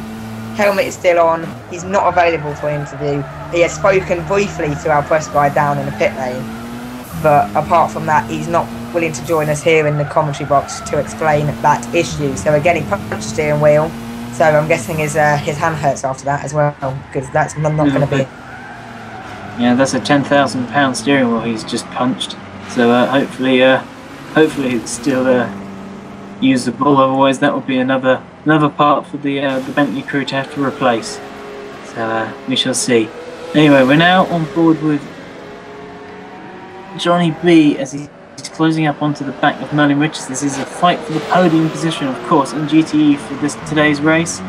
Neither team is really in any sort of position to challenge for an overall podium, because, of course, both teams had a disconnection yesterday. We had a disconnection for the Mad Dog Racing car of NS Freak yesterday early on, and then we had the very important disconnection of Nicodemus also quite early on, lap 22 I believe, which has thrown the Canary Motorsports team into disarray, and of course has made massive ramifications in the championship before Merlin Richards even got to get in the car today.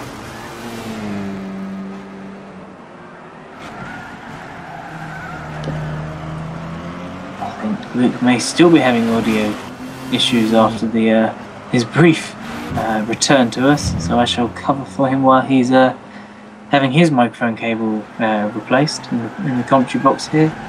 Johnny B is closing up in the Mazda. Like I said earlier, that Mazda's not been showing too great pace throughout the season, but if anyone can get the pace, our most victorious driver of them all over the past 2 seasons, Johnny B 1990, should be able to get some pace out of that car. It's been very impressive, and very much going to be one to watch, I believe, in the latter half of this race. Of course, Johnny B was part of the CCR team in the February N24 before unfortunately had to depart just before the race start due to the real life getting in the way, which was a shame, but CCR still came through and won the race without him. Shows just the calibre of the N24 squad for CCR. We've got a bit of traffic there, we saw.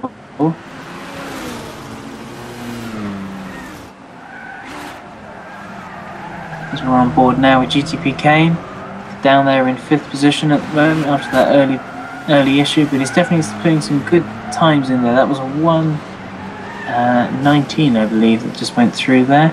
He's definitely closing up onto the back of Johnny B 1990. So this is soon going to be a 3-way battle for 3rd position. GTP Kane there definitely has been making time on the rest of the GTE field. That Ford and him are definitely working in perfect unison now. You know, the synergy is there with that car now, and in the latter half of yesterday as well. He's had 2 races afflicted by damage, but Ethan. Yes, you are back. I think I'm back. I'm back. Fantastic. My internet crashed here in the studio. Oh dear, that's a fairly large issue. I do apologise for that. I was just informing the viewers of GTP Kane now is closing up to the back of Johnny B 1990, who himself was closing up to the back of Merlin Richards. So we're going to have a 3-way fight. What's the time that you're on in the top right-hand corner? the time in the top right corner. I can't quite see it at the moment. I believe it is 1 minute 10. 1 hour 9 for.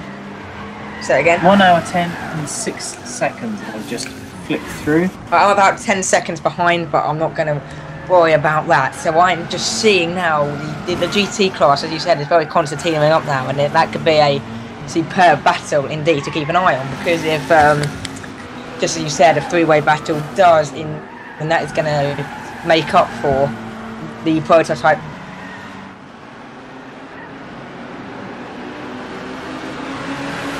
Yes, the prototype issues we've had with losing Mem to 89, of course. World Endurance Championship right from the very start, so we've seen the series grow around him to what it is now. We've seen competitors come and go, and he's definitely won for the future. He wants to make sure he can win the core WE series some more times and definitely get his name out there in online racing. Yes, definitely so. And Core does, of course, provide a great base, of course, for the virtual racing world. Drivers such as TRL Immortal now coming in from different series to racing Core, so it shows the stead that the series has worldwide, and a great base for people to show their skills racing online on. So Chillingsworth 32 then still leading this one here around the Van Zouch circuits. Zovemir Van Basten there in third position. Indeed, it's pretty easy now for Chillingsworth to just hold on and make sure he gets that car home. We've said time and time again that you've got to get the car to the finish before you can win anything. I believe the saying is, to finish first, you have to finish. Yeah, first thing is finish. So that's a key point to make, because you could be leading now, but with 45 minutes or more to go in this one, that's definitely an issue to make sure that you keep going. I'm sorry to cut over you, but it seems Johnny B1990 has just come into the pits, and Kane has now taken that position, so he's up to fourth because of the pit stops. Can he now close up to Merlin, which is before he has to pit as well, and try and take that position, and have it before the pit stops, so he comes out still ahead of the Corvette driver. It's going to be an interesting thing to see, and so possibly Chillingsworth 32 could be closing in on overall victory. He'll have to make sure he stretches out the gap as far as he can without throwing it off the road. And Zovemir, of course, still trying to just pound around the track and keep it on the island. Otherwise, he'll just be throwing time away to Chillingsworth, making it easier for him. He wants to make it as hard as possible. Yeah, well, interesting point. I'm not sure whether you. I'm not sure whether you just picked up on this, because my thing went again another kind of issue there again for my end. But Chillingsworth is now only 16 seconds behind the overall win. So if Chillingsworth keeps extending that gap, you should be able to challenge Zovemir Van Basten for the overall win here this afternoon. I believe that was actually a 16-second gap between CCR and AAR, which is now, of course, far surpassed already. It's going to be, another possibly a lap or so before Zovemir will be caught. Well, Chillingsworth will catch. It'll take him a while to get that lap on Zovemir. We can't quite see where Zovemir is on track.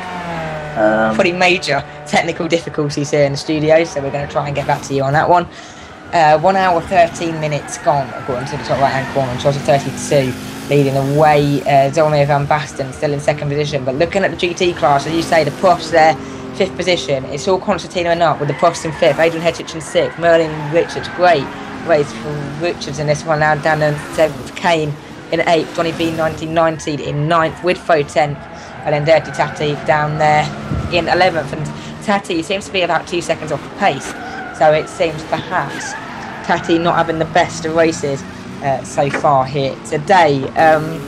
It seems that he's about 1 lap and 3/4 the gap between Chillingsworth to Zovo, so perhaps Chillingsworth might be able to close up on Zovo. He needs a bit more of a lap though, however, so this is going to be interesting to see if he can close it. But with an hour to go, time is definitely, well, less than that, about 45 minutes to go. Time is definitely running out here in this one, because if you push too hard now, that might be where your issue lies. So you definitely want to keep going, keep pushing. But Chillingsworth 32 perhaps might just have to whistle push someday the race win here today, and perhaps he might not have it in him to push for that overall win here this afternoon. Possibly not. It'll be interesting to see though. It'll be very close either way. He'll have to make sure he has a perfect run from here to the end. And as we see Texas Dino cutting his way back through the GTE traffic.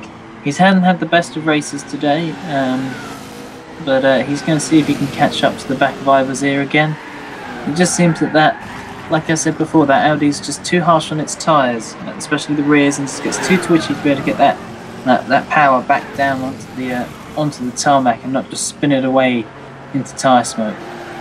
Yeah, and that might be because Texas, he's had an alright race, but he's not had a great race. He's in 4th position because of Memento having that disconnection, but his earlier issues, he's never been able to get back on terms with the prototype drivers. So does this sort of confirm again why drivers don't seem to tend to go with the Audi car?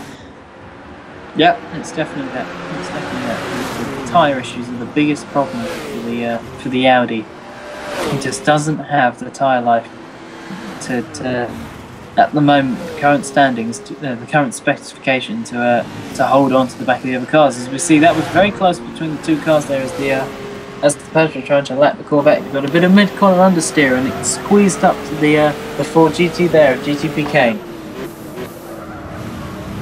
Well, this is going to be where it all takes place then. So yeah, GTP Kane there in 8th position now. He's dropped back slightly, it appeared, then from was that Merlin there in 7th position. Yes, he has. So GTP Kane not really on terms at the moment with Merlin out there in, is that 2nd or 3rd position now in the GT class. So perhaps GTP Kane needs to sort of get his head down now and put the laps in, because even though 4th in GT is good, he has been higher places in the past. So this is going to be good to see if he can get back on terms and find a way back up there with the front runners. Well, he's shown already in 58 laps he can pull a whole lap back on the rest of the GT field, so, you know, as long as he doesn't throw it down the road again, he should have this one sewn up. You know, he's got so much more pace than anyone else in GTE today that, you know, the only person he has to beat is himself to be able to take an overall victory in GTE, because, of course, now he's now so far ahead of Widfo that he's surpassed the gap that RS96 pulled yesterday. He's only just behind Adrian Hettish, who of course he needs to overtake to be able to get the position off of the M4R car, and he's already closed up close enough to the PDM car because he was a lap up on the PDM car yesterday.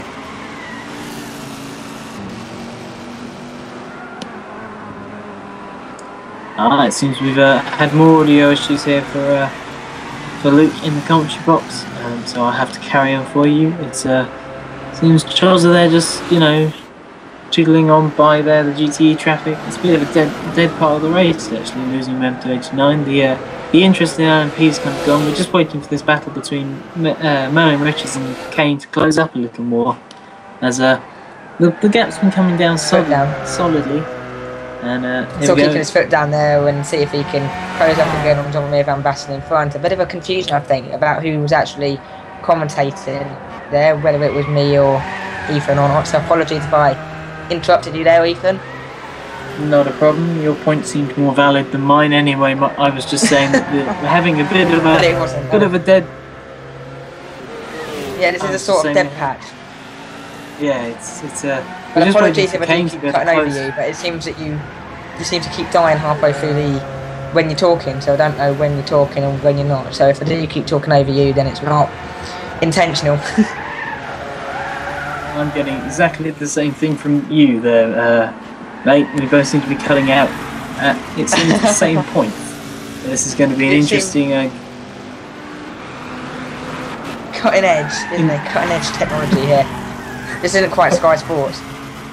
No, we're still working on strings here instead of fibre optics, but you know, it's the best that we can manage. Of course, the core budget mainly goes into speccing the cars and running this series, not our commentary box. You know, at the moment our refreshments seem to be a glass of water and a banana, so it's going interesting. Well, I haven't even got that, mate. That's a bit of favouritism here. My commentary box, I did have some mint, but I've only got one left, and my tea I drank about an hour and a half ago. We need to get some we need to get some special caterers in, I think, for the next round. They're too expensive. So as we're now waiting for this gap between Merlin Riches and GTBK to close up a bit. If anyone wants to donate to the core, again, a small message here then by the core headquarters. Of course, if anybody is a massive fan of the core group and wants to see the series grow more, you can of course donate to core via the core website. It's www.coreonlineracing.wix.com/core. So that's definitely something to keep an eye on. You can also join the team, whether you're interested in driving a car and being out there on track, commentating, being involved in the backroom staff, organising the races and more. It's definitely worth getting involved on the Meet the Team section of the page. You can also very shortly buy core-related merchandise as well, which will help us with the donations plus the budget. So you can buy some t-shirts saying core to show your love for the series, plus some trophy designed by Matt Joy himself, the head of the series. We've also got the rounds on there throughout the next few rounds as well, so you get to have an eye and see what's going on. We'll also get to go on the GT Planet page as well, where you can see what's going on soon in the core world, and also chat with some fellow core racers plus fans and enthusiasts of core and online racing and Gran Turismo and more, plus keeping up with all the latest Gran Turismo news and DLC packs, which seem to be coming out more frequently as the days go on. Yes, so we're now back on board with our leader Chozza32. This is coming up to round out this lap. He's now putting a level lap on the Peugeot driver Ivazir, who's kind of having a bit of a quiet race actually. Ivazir today after that early crash from pole. It's just been a quiet one for him today. This will actually be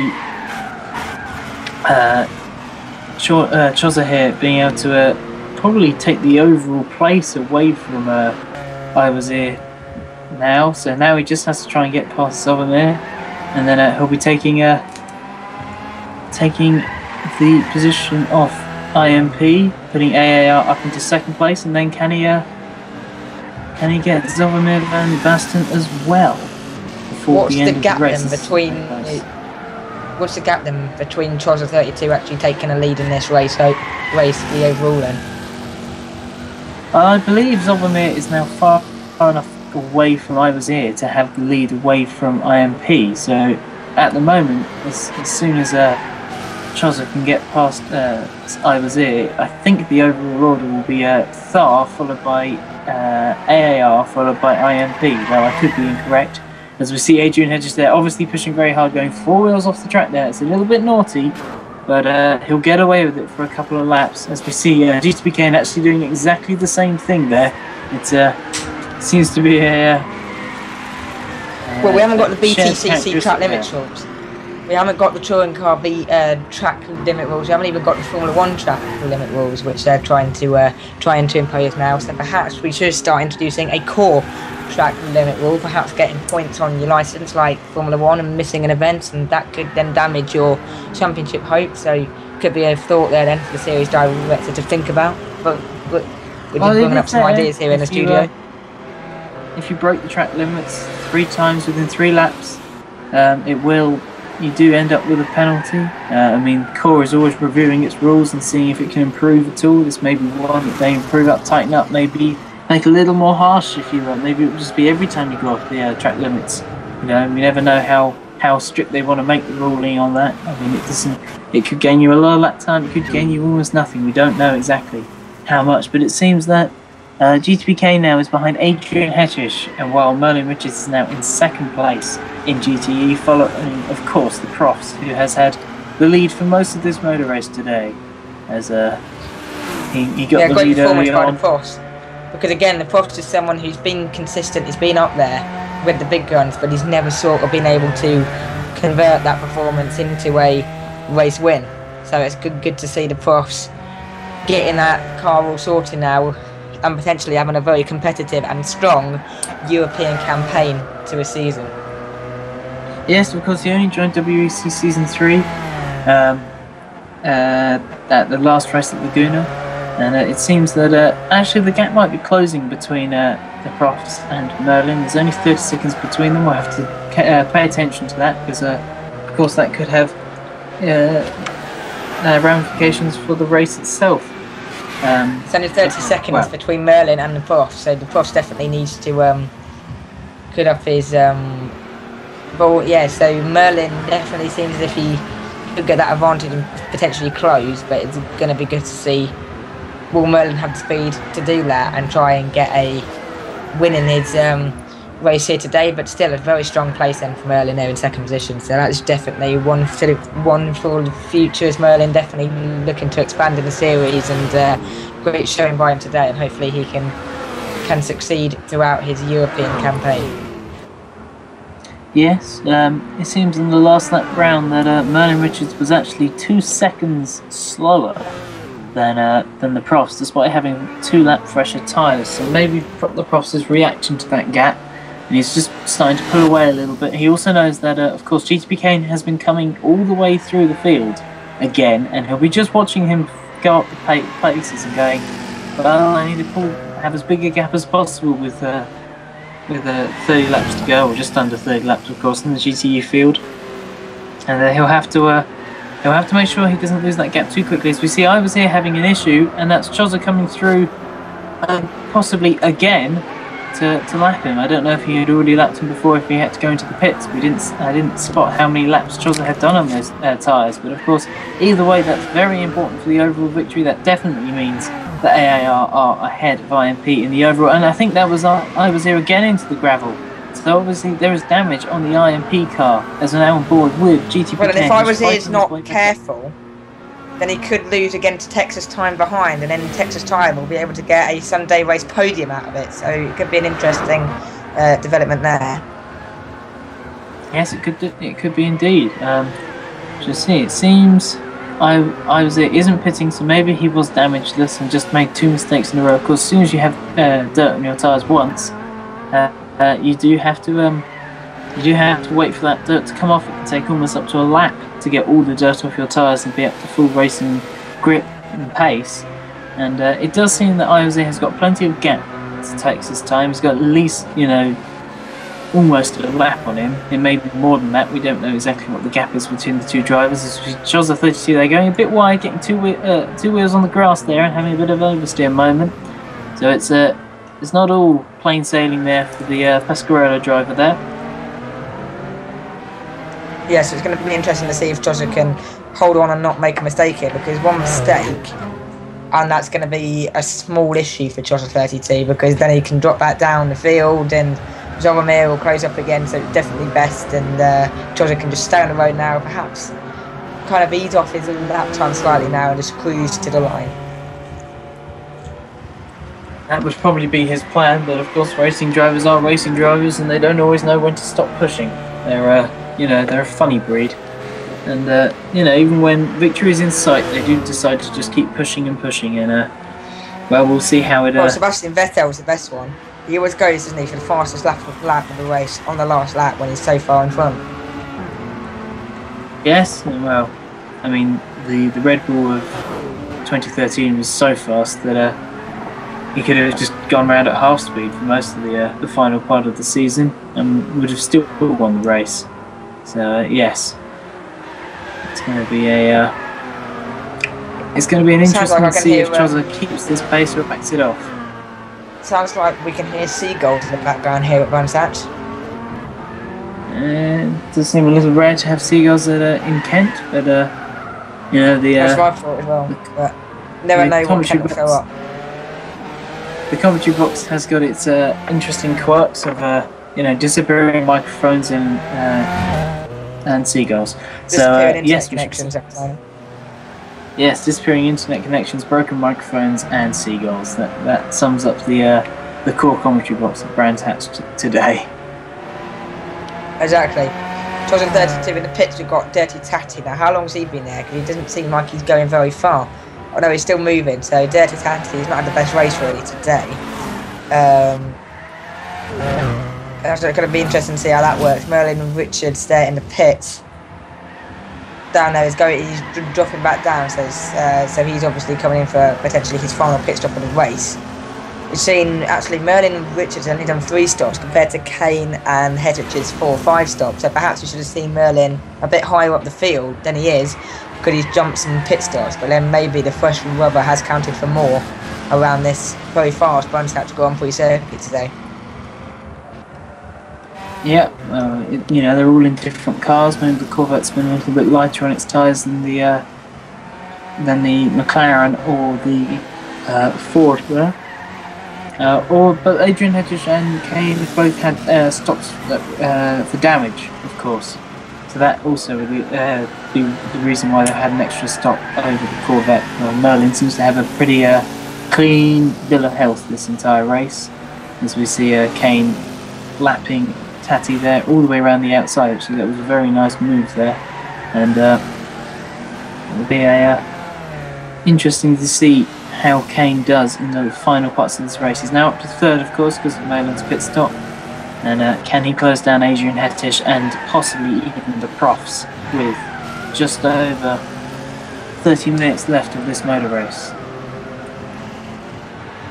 Yes, it's going to be interesting to see how this final half an hour can go, because people will be running out of tyres, people will be running out of fuel. So this final half an hour could be vital to how the race develops. However, it does seem, the last half an hour plus this final half an hour, we may not be getting the kind of conclusion which we saw in yesterday's race. It seems like these cars now are quite happy to go to the finish and just keep going until the end. It doesn't seem like that we'll be seeing some major incidences during the last half an hour or so of this race. Yeah, like I say, the battle really is going to be... Oh wait, the Profs has dropped down 2 positions. I think that might be because of oh, we've just lost our screen viewer. We do apologise for having some technical issues there. It should be back soon. But it seems the Profs has made his final pit stop. He's just dropped down 3rd in class, leaving Adrian Hettich back in 1st place, followed by Kane. And of course, but all these drivers need to return to the pits one more time, probably for fuel and tyres. We do apologise for this slight difficulty with the screen there, but it should be back. No, that shouldn't matter to the viewers. I think it's just on our screen that we've got that slight green splodge, it appears to be on the screen. Ah yes, yeah, that might be true actually. I didn't think of that. I do apologise for going on about something which probably no one else, whoever watched this, will ever see. I do apologise. I'm not always the most technical person as we see the cars. There couldn't be more technical issues, could there? Jeez. Well, wire and string style commentary box. There's always some interesting quirks, and Kane is now closing up. I think I just saw a flash of blue, which means Kane is now right behind. Yes, Kane is now right behind the M4R McLaren. This is going to be very important in terms of the overall victory in GTE. These two are probably the best based because my screen's a bit blurry. Kane's behind who, sorry? Kane is right behind Adrian Hettich at the moment, and the Profs is in 3rd. We've got Kane closing up on Hettich, there we go for the lead, and then Profs there in 3rd. How far is the Profs away from Kane in front? Could that battle come to a headways in time as well? Well, I do believe that the Profs has just finished his pit stop, while Kane and Adrian Hettich still need to pit. So this will be interesting to see where they all come out in relative positions to each other. I do apologise for yawning there. It seems that you're getting pretty tired then, Ethan. Yes, I am getting a little bit tired. It's only 4:30 in the afternoon, mate. I know, but it's been a long day, lots of motor racing, and I'm getting old. So yes. Well, that's going to be interesting. Let's see what happens here. Then we've still got 25 minutes or so of this race to go. Not much really happening on track, but this battle could be interesting. A battle, of course, between GTV Kane here and that's Hettich in front, isn't it? Yeah. Yes, it is, and he's definitely closing up. He is, and he's got that's the Corvette in front. They're just about to lap him. Yes. Are they about to lap the Corvette in front? They are, yeah. Yes, they are indeed. It's going to be a car off. car off at Dingledell, I appear. It seems there, as they come up now then towards clearways again here, then of course the GT runners, if you see the top left hand screen, will have completed 67 laps, but of course the race distance is taken from the prototype cars, which traditionally have done about 5-6 laps more by this point, so they're probably on about lap 73 to lap 74 now. Again, the Corvette car getting slightly in the way, it appears there, of GTP Kane, but as they head into Drewers, it seems Kane is pretty happy so far to just stay behind Hettich, to unnerve him slightly, just to suss him up slightly and perhaps force him into a small mistake. And as you can see there, the Corvette getting very sideways coming out of Graham Hill Bend there, just getting a wheel, it appears, wide on the dirt, and it flipped the car sideways almost, but we're still 25 minutes or so to go in this one. Kane is still, Ethan, all over the back of Hettich in front.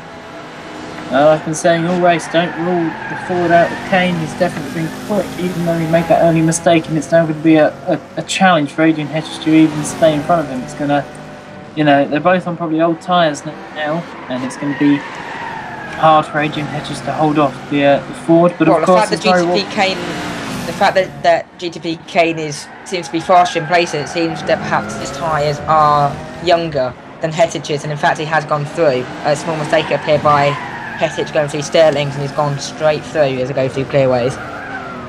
Yep, it seems so.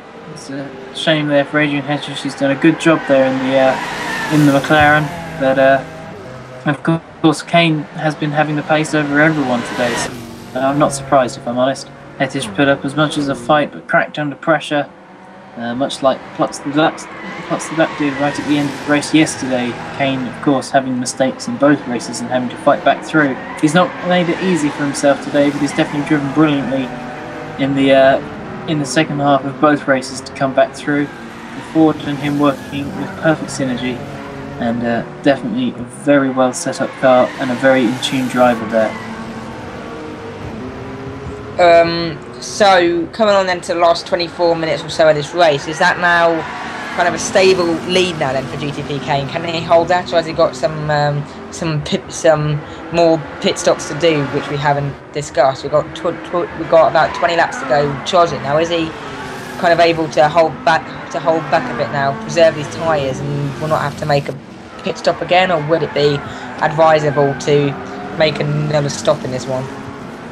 I don't know exactly when they last pitted for tyres, but I don't think, even if he'd only just pitted, that he'd be able to make it, you know, the remaining, say, 23 laps. That's pretty much a full stint. Anyway, as we see Adrian Hettich going wide again out of Sterling's, and getting a bad run towards clearways, as of course our leader, Shozza32, crosses the stripe once more and goes through Paddock Hill Bend. Pescarello seems to have been... No, here's a quick... Oh no, go on. Sorry to interrupt, go on. Oh, okay. I was just saying that Pescarello has been very well behaved for the last 2/3 of the race. He had those issues at the beginning when Mem89 was pushing him hard, but with Mem89 now out of this race, it's definitely been easier for the Pescarello driver, as we see Adrian Hettich now actually falling back into the clutches of Merlin Richards to be unlapped. The Corvette trying to unlap himself from the McLaren, who just put him a lap down. So, well, it's going to be interesting to see how that goes. Both cars are reasonably fast in a straight line. The Corvette, surprisingly, is actually a bit slower, despite having more power. It's a little less slippery than the McLaren down the straights. But Merlin seems to have got that car running reasonably well either way. What I was going to say quickly is, with going back to the battle quickly between GTP Kane and Hettich, if GTP Kane's tyres are so shot by the end that Kane has to pit, if you're Hettich, would you gamble? Would you just stay out there, just preserve the tyres a bit more and just go out there and give it a shot at trying to grab that win, knowing that the gap behind Tiller Profs is so substantial that, or actually, what is the gap between the Profs and Hettich? Because Hettich might be able to gamble on it, stay out there and hope that his tyres can last the distance and jump Kane. It might be worth a shot for Hettich. It might be his only chance today to get back on terms and win the race. No, that's definitely the gap to him to the profs is around 9 seconds, I believe. Oh, okay. While, So if he stayed out, then the profs might just be easy to go and get him. So it's probably easier then, in that sense, for Hettich to just follow everyone else and grab a pretty decent still second position here this afternoon. Well, it would probably be third position because of where he would fall back after the pit stop. Kane may be close enough to be able to get the position back off the profs, but I don't think Adrian has got as much pace as GCB Kane there to be able to hold on to be able to manhandle his way back past the profs at the end of the race. And of course, Kane has been much faster than Hettich and a bit better under pressure than Hettich today. Hettich today has made a few mistakes under pressure. He's driven well by himself, but every time there seems to be cars around him, he's made little mistakes, just little wobbles, little runs into the gravel, and of course that big mistake that cost him a lot earlier in the race at Hawthorns. Well, as this race continues on then, it's still Trotter 32 leading away from Zilmir van Basten, and Trotter 32 it seems has just been controlling the gap the whole race. He's just been able to put his foot down and control the race, control the gap, and he's definitely very comfortable leading out front in this one. And can Trotter 32 now going to keep this position strong and then go into the remaining European races on kind of a front foot, because he seems to have now the advantage here. He seems to have the power to go and win it, so can now Trotter kind of extend that and win some more points for his team. Well, the next couple of races aren't going to really suit the Pescarolo, because of course the next couple of races are Monza and Le Mans, both of which require good straight line speed, and the Pescarolo is infamous for being terrible in the straight line compared to the other prototype cars. It's very settled through the corners, but down the straights it's not fantastic. The AAR and the ASR drivers have both been complaining of a lack of overall straight line speed compared to the other runners. So we shall see how that pans out in the next couple of races. But definitely on the twistier tracks, that Pescarolo is very well set up. It seems to be very well balanced, and it will be good to see whether the as we see Kane has just come into the pits. Adrian Hedges has retaken the lead in GTE. Sorry to cut over myself. Almost emulating the words of Murray Walker there. And the Profs has made it past Kane as well in the pits. So we'll have to see what the gap between the Profs and Kane is. But like I say, now we see if Adrian Hedges follows your plan or what I said. It seems maybe that gap is a bit bigger than I said. Maybe it's around 10-12 seconds. So maybe he'll think about staying out. It depends if he's got enough fuel. He might be running light. Let's try and get a bit more pace. Exactly. That's the issue. But then if you come into the pit, and how much fuel do you put in? Do you fuel low again and try and get some pace towards the end of the race, or then do you fuel longer to guarantee you to get to the end of the race? So it could be some interesting strategies there in Hettich's car. Well, with only around 13 laps left, there's no point trying to have a splash and dash and then another splash and dash. It's better to just fuel it, those last few laps and just get to the end. Just fuel it. Just fuel it and go, innit? Yeah, and you probably put about 15 laps worth of fuel in with at this point, just to have a couple in hand. And it's definitely not a good idea to fuel too lightly. Otherwise, you'll be running out of fuel. That's a trademark more of Adrian Hedges' teammate, Pikey Mikey, to slightly get your fuel numbers wrong. We've seen it twice now for Pikey Mikey. He's made that mistake. He made that mistake, I believe, at Willow Springs and yesterday at Brands Hatch. But I believe that Pikey Mikey might not be in the series for too much longer. I've heard he might be hanging up his boots from the Gran Turismo racing world. Possibly, yes. He's been having issues with his he's been having issues with his technology, actually, more than the game itself. Yeah, he may be moving over to the PC racing simulator scene, joining the iRacing community, just because he seems to be having a knack of breaking PlayStation 3s more than being disillusioned with the game itself. Yeah, he seems to be breaking his PlayStations quite a bit, which I'm not sure how you can do really, because I've had my PlayStation for quite a while and it still hasn't knackered, but it depends because I use my PlayStation very rarely indeed, so it depends, how often you use the console, I guess. And being a massive online racer, it seems that Pikey Mikey will be using his PlayStation quite a lot longer than some of us will. Yes, just to bring up the point there's the profs, and followed straight behind is Kane there. So it seems Kane is definitely going to get that position back off the profs. On the fresher tyres, the better pace, it's inevitable really, unless the profs can pull out some incredible defensive driving. It's very much going to be when rather than if. Well, this could help, definitely. Hetich out front now, because if GTP Kane gets held up by the profs, then it allows Hetich to just control the gap, control the tyres, and perhaps stay out there a bit longer. But it seems he's going through at Westfield Bend, so it seems a pretty straightforward move there by GTP Kane. And now he can go after Hetich in front. So the profs again on the tired tyres. Kane there on the fresher rubber can just pull away now and try and close in on Hetich in front. Will also throw used and worn tyres.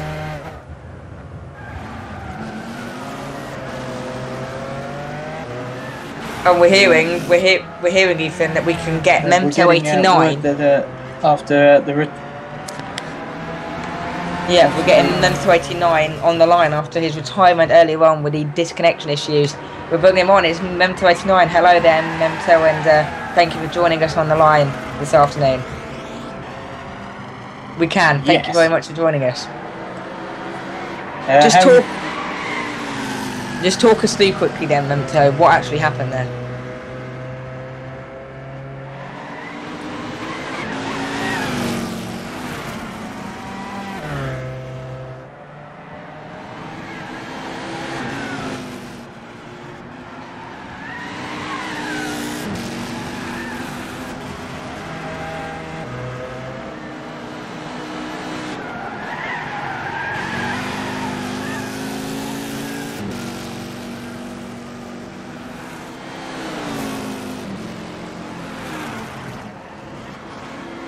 So are you pretty frustrated by that then? Rumours why you punched your steering wheel.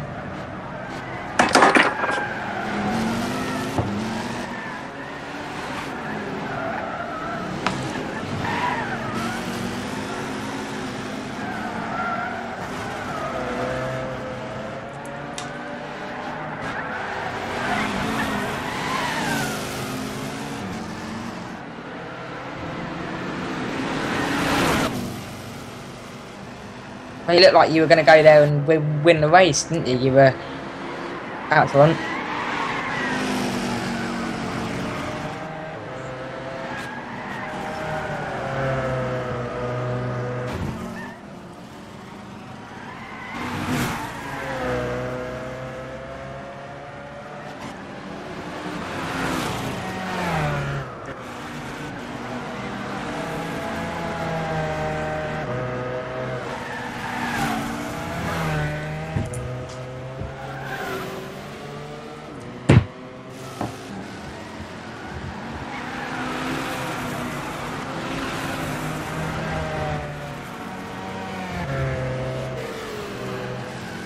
It is indeed, and it's a very unfortunate thing to happen there because you had such dominating lead so early on after Chorley's issues himself. Were you pleased to see your fellow competitor to fall off all on his own and release you to just unleash that car, really?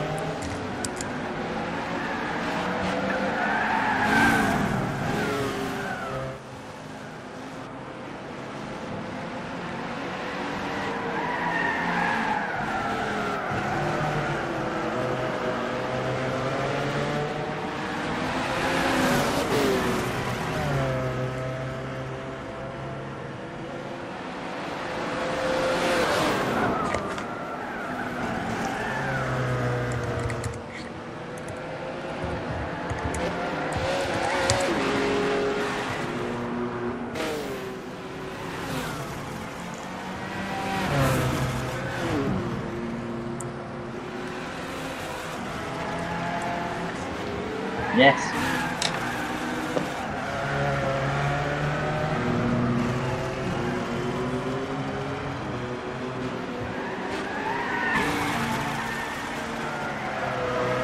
What was going through your mind then? Because obviously you're spinning, you've got the whole pack coming up to you, you don't know where you're going, you don't know whether you're going to hit the wall or not. Were you kind of panicking at that point, thinking that the race was all over before it had really started?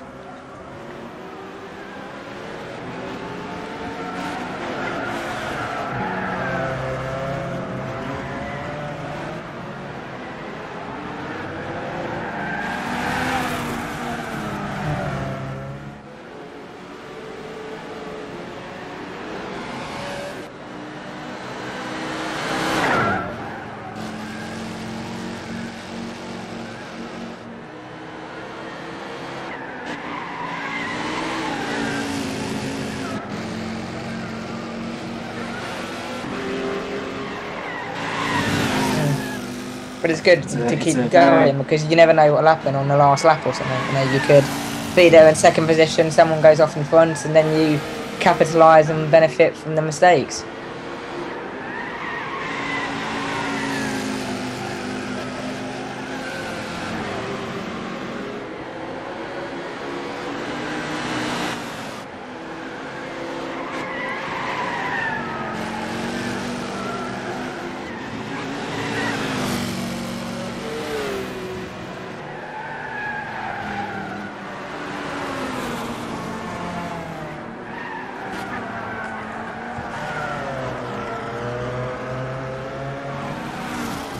And also you can then benefit from the people who slow down on the last half an hour, slow down, think that their race is all finished and they can't advance anymore, and then you come up to them. The mistakes start kind of developing from their point of view, and then you just go in and take them all and make some positions during the last half an hour of the race.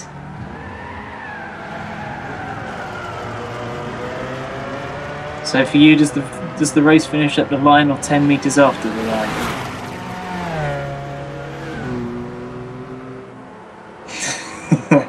That's a very canny answer. So I have to ask you though, who do you think is going to take the victory in the GTE battle? We now see GTP Kane now taking the lead, the Props is now in second, and Adrian Hedges is falling third. So which of those three do you think's really got the shot today?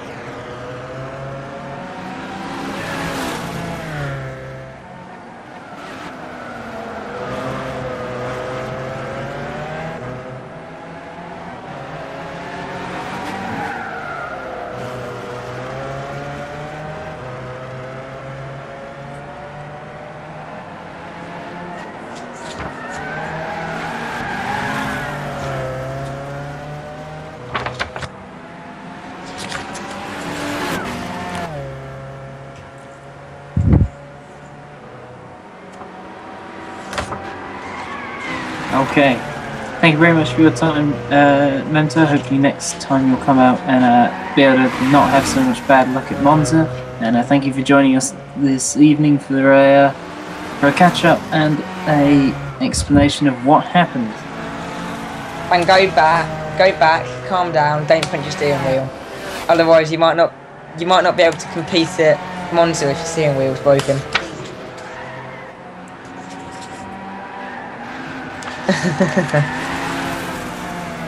Alright, thank you very much for your time. Memso89 everyone, retired from the race earlier on due to a small connection issue. Alright, back with the action. We've got about, how long have we got? About, what, 6 minutes on the stream, but we've got longer than that because Charles of 32's not completed all the laps yet. So how long have we roughly got then here today, Ethan? Probably around, well, we haven't been on board with Chozza for a while, so I'm going to guess around, I think we've got about 4 or 5 laps left.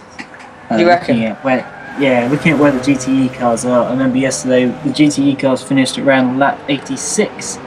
So, yes, it should be good to see the conclusion of the race. It'll be more for the driver's sake than ours. We were enjoying commentating, but they're probably getting quite tired now, so we'll see if there's any mistakes creeping in.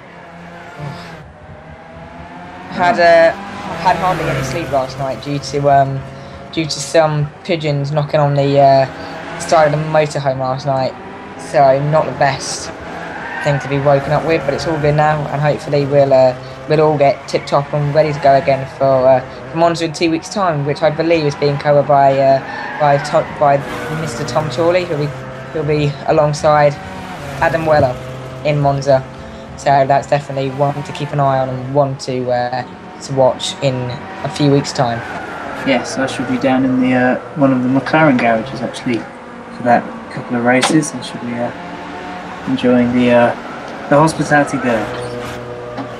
And this is a Corvette now. He's all over the back of the Profs in front. So is that a battle we need to keep an eye on? Well, I believe we just lost Ethan. So that's definitely something which we're trying to sort out in time. So as you said then, we've not got too long to go in this one, that Corvette behind the Prost, but I don't believe it's battle for position. No, it's not, because the Prost has got Hetich behind him. So this isn't a battle for position in this one. It seems that we are still having some minor technical issues to deal with. But again, it's not been a bad race here then this afternoon here at Brands Hatch. You've had that great start towards the start, had kind of died off though towards the last hour. We were joined over by Memso in front.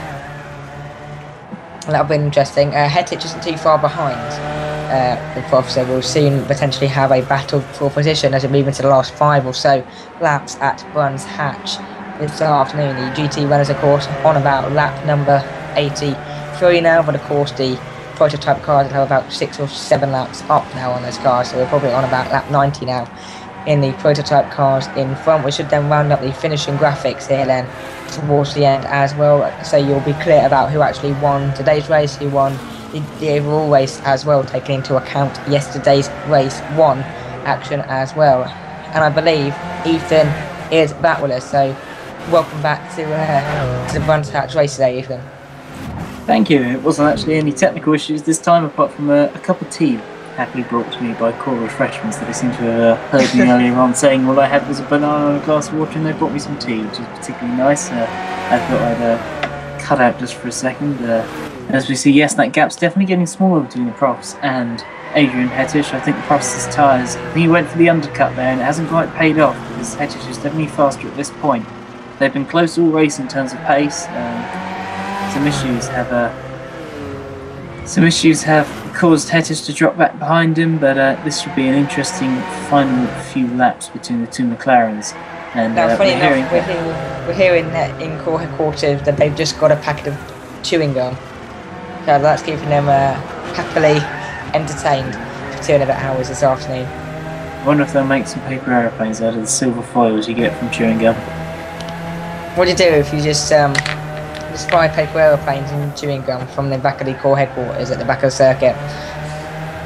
I'd say that's one way to pass the time, and you know, who knows, but we've got more important things and far more interesting things to watch right now, which is this battle between the two McLarens. It's definitely hotting up between the two as we come through the fastest section of the track. I don't think really there's an overtaking spot through the next 2 corners. I think we'll be into clearways that there might be an attack from Adrian Hetich. This is a battle for position. Hetich has closed up that gap pretty rapidly to the Profs, and if Hetich can find a way back past the Profs, yeah, and it seems as if he's got that move stuck, has he?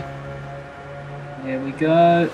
No, he didn't quite make the move because of the Audi there pushing his way through for the lap. He actually lost his run a bit because he had to tuck back behind the Profs. Maybe he'll look into Paddock Hill, but no, he's back to there. So it'll be upwind to Druid, so we'll try and get a better launch out of Paddock Hill. But again, the Profs is hanging on. He seems to have good grip there out of the corners, even if he's lacking a little out of into the corners. Maybe he's focusing on his exits, and Adrian Hetich is trying a very, very brave move there around the outside of Graham Hill Bend. He kind of will have to lock up the brakes and open out the steering to not crash into the side of the Profs. The Profs are driving very defensively now. This is a very impressive drive from the Swedish driver, and he's definitely gapped Adrian Hettich again because of Hettich's slightly over-enthusiastic move there. It's definitely one which maybe it was a little too over-enthusiastic. He's still got a couple laps. Hettich moving up then to second position, so a great drive by Hettich. He's managing to pull that gap on. Of course, he did pit in the end, and he's managing to pull that gap up again. But the Profs, again, he's had a good race today, but he just can't manage to hold off the cars in front. Okay, now leading the GT class second is Hettich now in that McLaren as the timer hits the 2 hour mark. So the time's actually finished on the top right hand corner. We're now just waiting for, of course, the leader to complete the allocated amount of laps, and we haven't actually seen a prototype car for quite a while, so I can't tell you exactly how many laps have been completed here and how many laps we still have to go. We're hearing there's a big crash by Chozza. Yes, there is. Chozza 32, massive accident to Druids, and that's not exactly how he wanted to end his race. Now, can he continue? He'll have damage, of course, in that car, and how far behind is Zoramir Van Basten? Of course, this will have massive implications for the overall standings. Chozza 32 is on lap number 94 out of 96, so about 2 to 3 laps to go here then at Grand Sax. But with that damage, can he hold off Zoramir behind, and what does that mean? He's overall standings here this afternoon. Well, he has 2 laps on Zoramir in this race, but that's what he's trying to pull ahead of Thar in the overall. So, really, I think that might have just thrown away a possibility of overall victory, really, because that means he must have lost at least 10-12 seconds there. If he pits, he's going to lose 30 or thereabouts, and that might actually throw him back into the clutches of Thar for the overall victory compared to the very high chance of him actually winning outright, along with Red Bull Rider. And what's happened to Chozza today? Because to make a mistake with 2 laps to go, how hard must he have been pushed in there? Because he doesn't have to pit. He doesn't have to push even, because he's got that massive lead. Why didn't he just slow down, ease the car back, and nurse the car? In fact, it's gone off again at Druids. So there was some massive damage here to Chozza 32's car. Now I think that he thinks that he could just continue here and nurse the car back for the final 1.5 laps. But if he keeps making these mistakes, then potentially he might have an even worse incident in time. Because if he keeps having worse incidents, then Zoramir might be able to close up if Chozza has a massive disastrous crash. So this could have major implications for Chozza doing this race, plus the overall standings here this afternoon.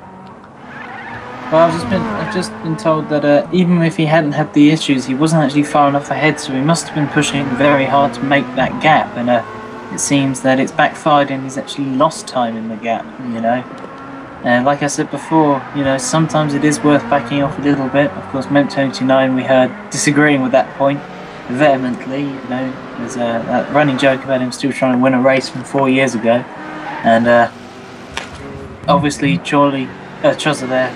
Chozza there going for the same mentality and it backfiring. It's a tough mentality to choose between the two. You either back it off knowing you've got somewhere safe, or you push to the end. You push to 10 meters past the line, serve the line, and it's definitely risk versus reward, isn't it? If you push hard, you can get a better reward, but if you take that risk and it pays off, then you get no rewards. But the issue here being as well is after 2 hours 5 minutes of racing, fatigue will be setting in now. These drivers won't want to push so hard now because they've been racing for over 2 hours. Their thumbs will be hurting, their hands will be hurting from all the steering wheels, they'll be getting vibration through their fingers, they're going to be laying in bed tonight and feeling the vibration of the cars, they'll still be driving in their streams. So again, it's this whole thing, they're getting tired now, they can't keep pushing on so much, and this is going to be where mistakes will start to creep in. Yep, of all the drivers here, Chozza 32 is one of the most experienced in terms of endurance races. He was part of the winning CCR team in the N24. He was part of that squad, which famously won the N24 this year. So he's used to long races, but like you say, this is a different class of car, and his bum and his arms are going to be hurting definitely by the end of this race. Now, where's Chorley gone? Because about 5 minutes, about 3 or 4 minutes ago, he was going on to the penultimate lap, so he should be now around completion. Yes, it should be any minute now as we're watching the profs here. It's a fine drive from the... He's just come across the line, I believe. Charles of 32. As he come across the line and won the race, just he slowed down. So Charles of 32, winner then of the second race in round 5 of the Core World Endurance Championship for Brands. Actually, a great result by Charles. He made some mistakes towards the end, but in the end he managed to pull through and get the result that was needed here to take the full honours here at the Brands Hatch Grand Prix circuit. We are expecting Zavamir Van Basten to come through in second position, with Lara here in third, Texas in fourth, Kane there in fifth, the winner then of the GT class here today, as he's still got his final lap to complete perhaps. Hetich, I believe, they're in second in GT class, 6th overall, 7th, 4th. So an interesting result there around the Brands Hatch Grand Prix circuit. So Kane then winner in the GT class, and Josh of 32 winner in the prototype class, Ethan. Yes, it's been a good race for both drivers. Kane again showing his pace in the Ford there, despite having pretty much the same error as yesterday. Really, he's pulled it back twice, and this time to the victory. But of course, the biggest shame had to be what would have happened with Mem 289. Yeah, well, would he have been able there to come in and challenge? That's a big question. If he was still in this race, could he perhaps challenge for the overall win today? Perhaps so. So again, it's a shame that we couldn't have seen that battle develop towards the end of this race. Might have given us a final crescendo to look forward to here today. And definitely would have been interesting. I think it was very likely for him to take the overall victory. Like you said, he felt it so. I think it was so, and it will be interesting to see. Of course, from this point on, pretty much the positions are frozen. You see cars going past Charles 32, but it actually doesn't mean anything. The positions are taken from when they last crossed the line, and as he crossed the line about 2 minutes ago, then pretty much all the cars would have already passed the board once, the stripe once. So it would have been pretty much useless for them to keep overtaking him. But a great drive there with his Ayrton Senna inspired racing helmet there. Well, no, and of course, if Memto had won the race today and kept going, it might have been an overall win for him, and he would have ended the Peugeot winning streak so far this year, as Peugeot have pretty much dominated the season so far. So that being a definite kind of key point for him and of the season so far. Charles 32 goes to celebrate with his fans who have turned out in droves here at Silverstone today, and hopefully he can enjoy the rest of his afternoon around this beautiful Brands Hatch Grand Prix circuit. Definitely so. It was a great race there by Chozza. He's probably enjoyed almost all of it, apart from his 3 or 4 big mistakes he's made as he passes the checkered flag once again. Just enjoying his time on the circuit. I think by now all the other drivers would have passed the finishing line. Right, the prototype results then here today, just to confirm, Charles 32 winning for AAR here today then. It's a great result then for Charles 32 in that one. Second position about 1 minute or so behind Zavamir Van Basten for Bar Racing. Third was I was there.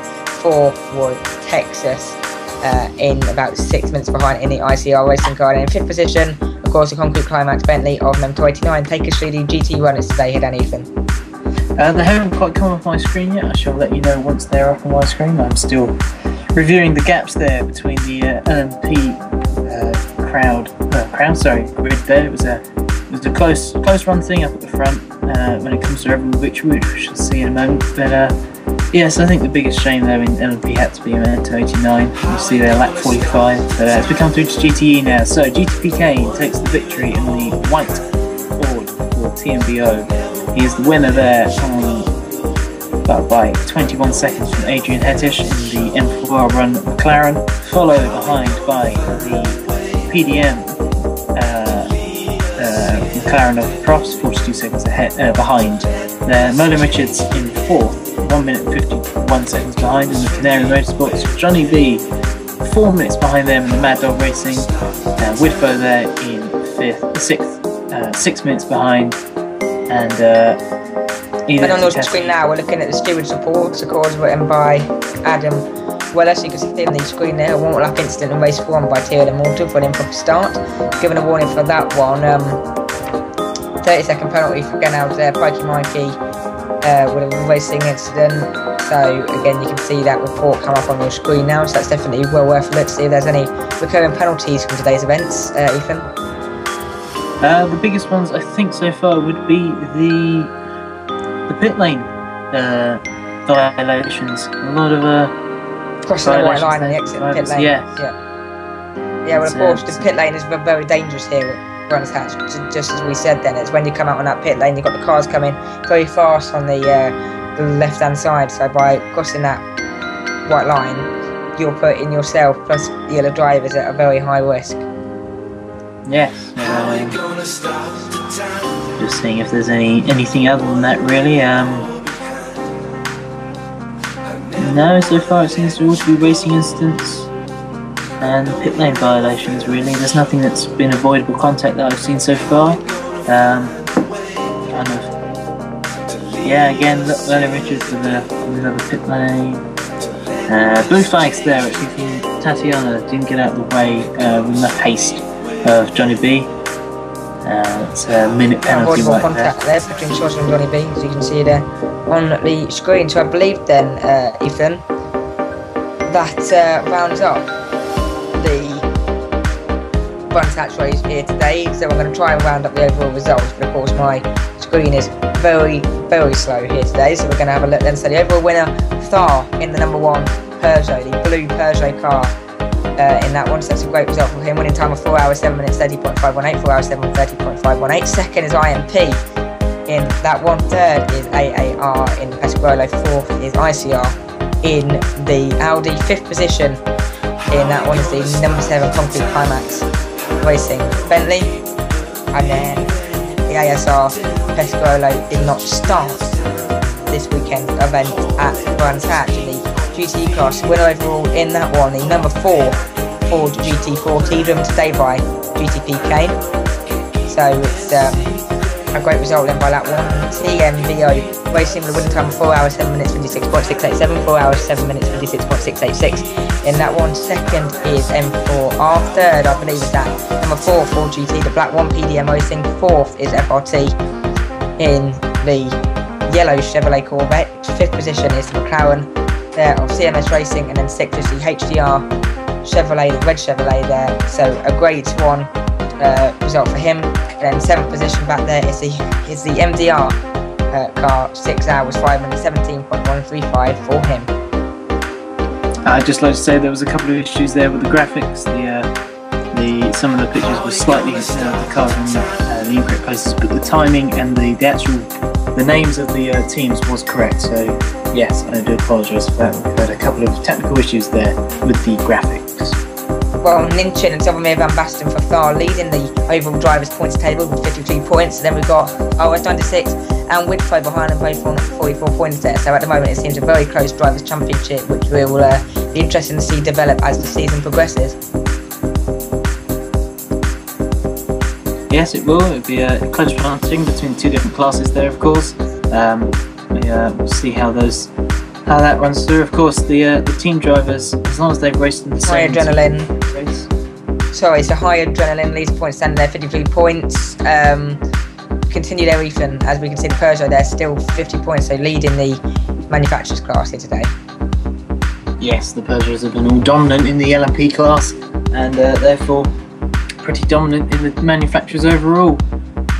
We can see that the next closest thing there is the Ford GT Spec 2, and then the Fang Racing, they're leading the GTE team as well on 44 points, so that's the Ford GT of Widfo and RS, I believe, so that will be an interesting one to see that develop as well over time. Pikey Mikey there, still fourth in the table, drawn on points with his teammate there, Hetich, but it'll be interesting to see if Pikey Mikey does indeed stay within the core series or moves to some PC racing after issues with his PlayStation. So that'll be interesting as well. But thank you, Ethan, for joining us this weekend at Brands Hatch, and we look forward to the next core event, of course, happening at Monza in a few weeks' time with Adam Weller and Tom Chorley joining you for that one.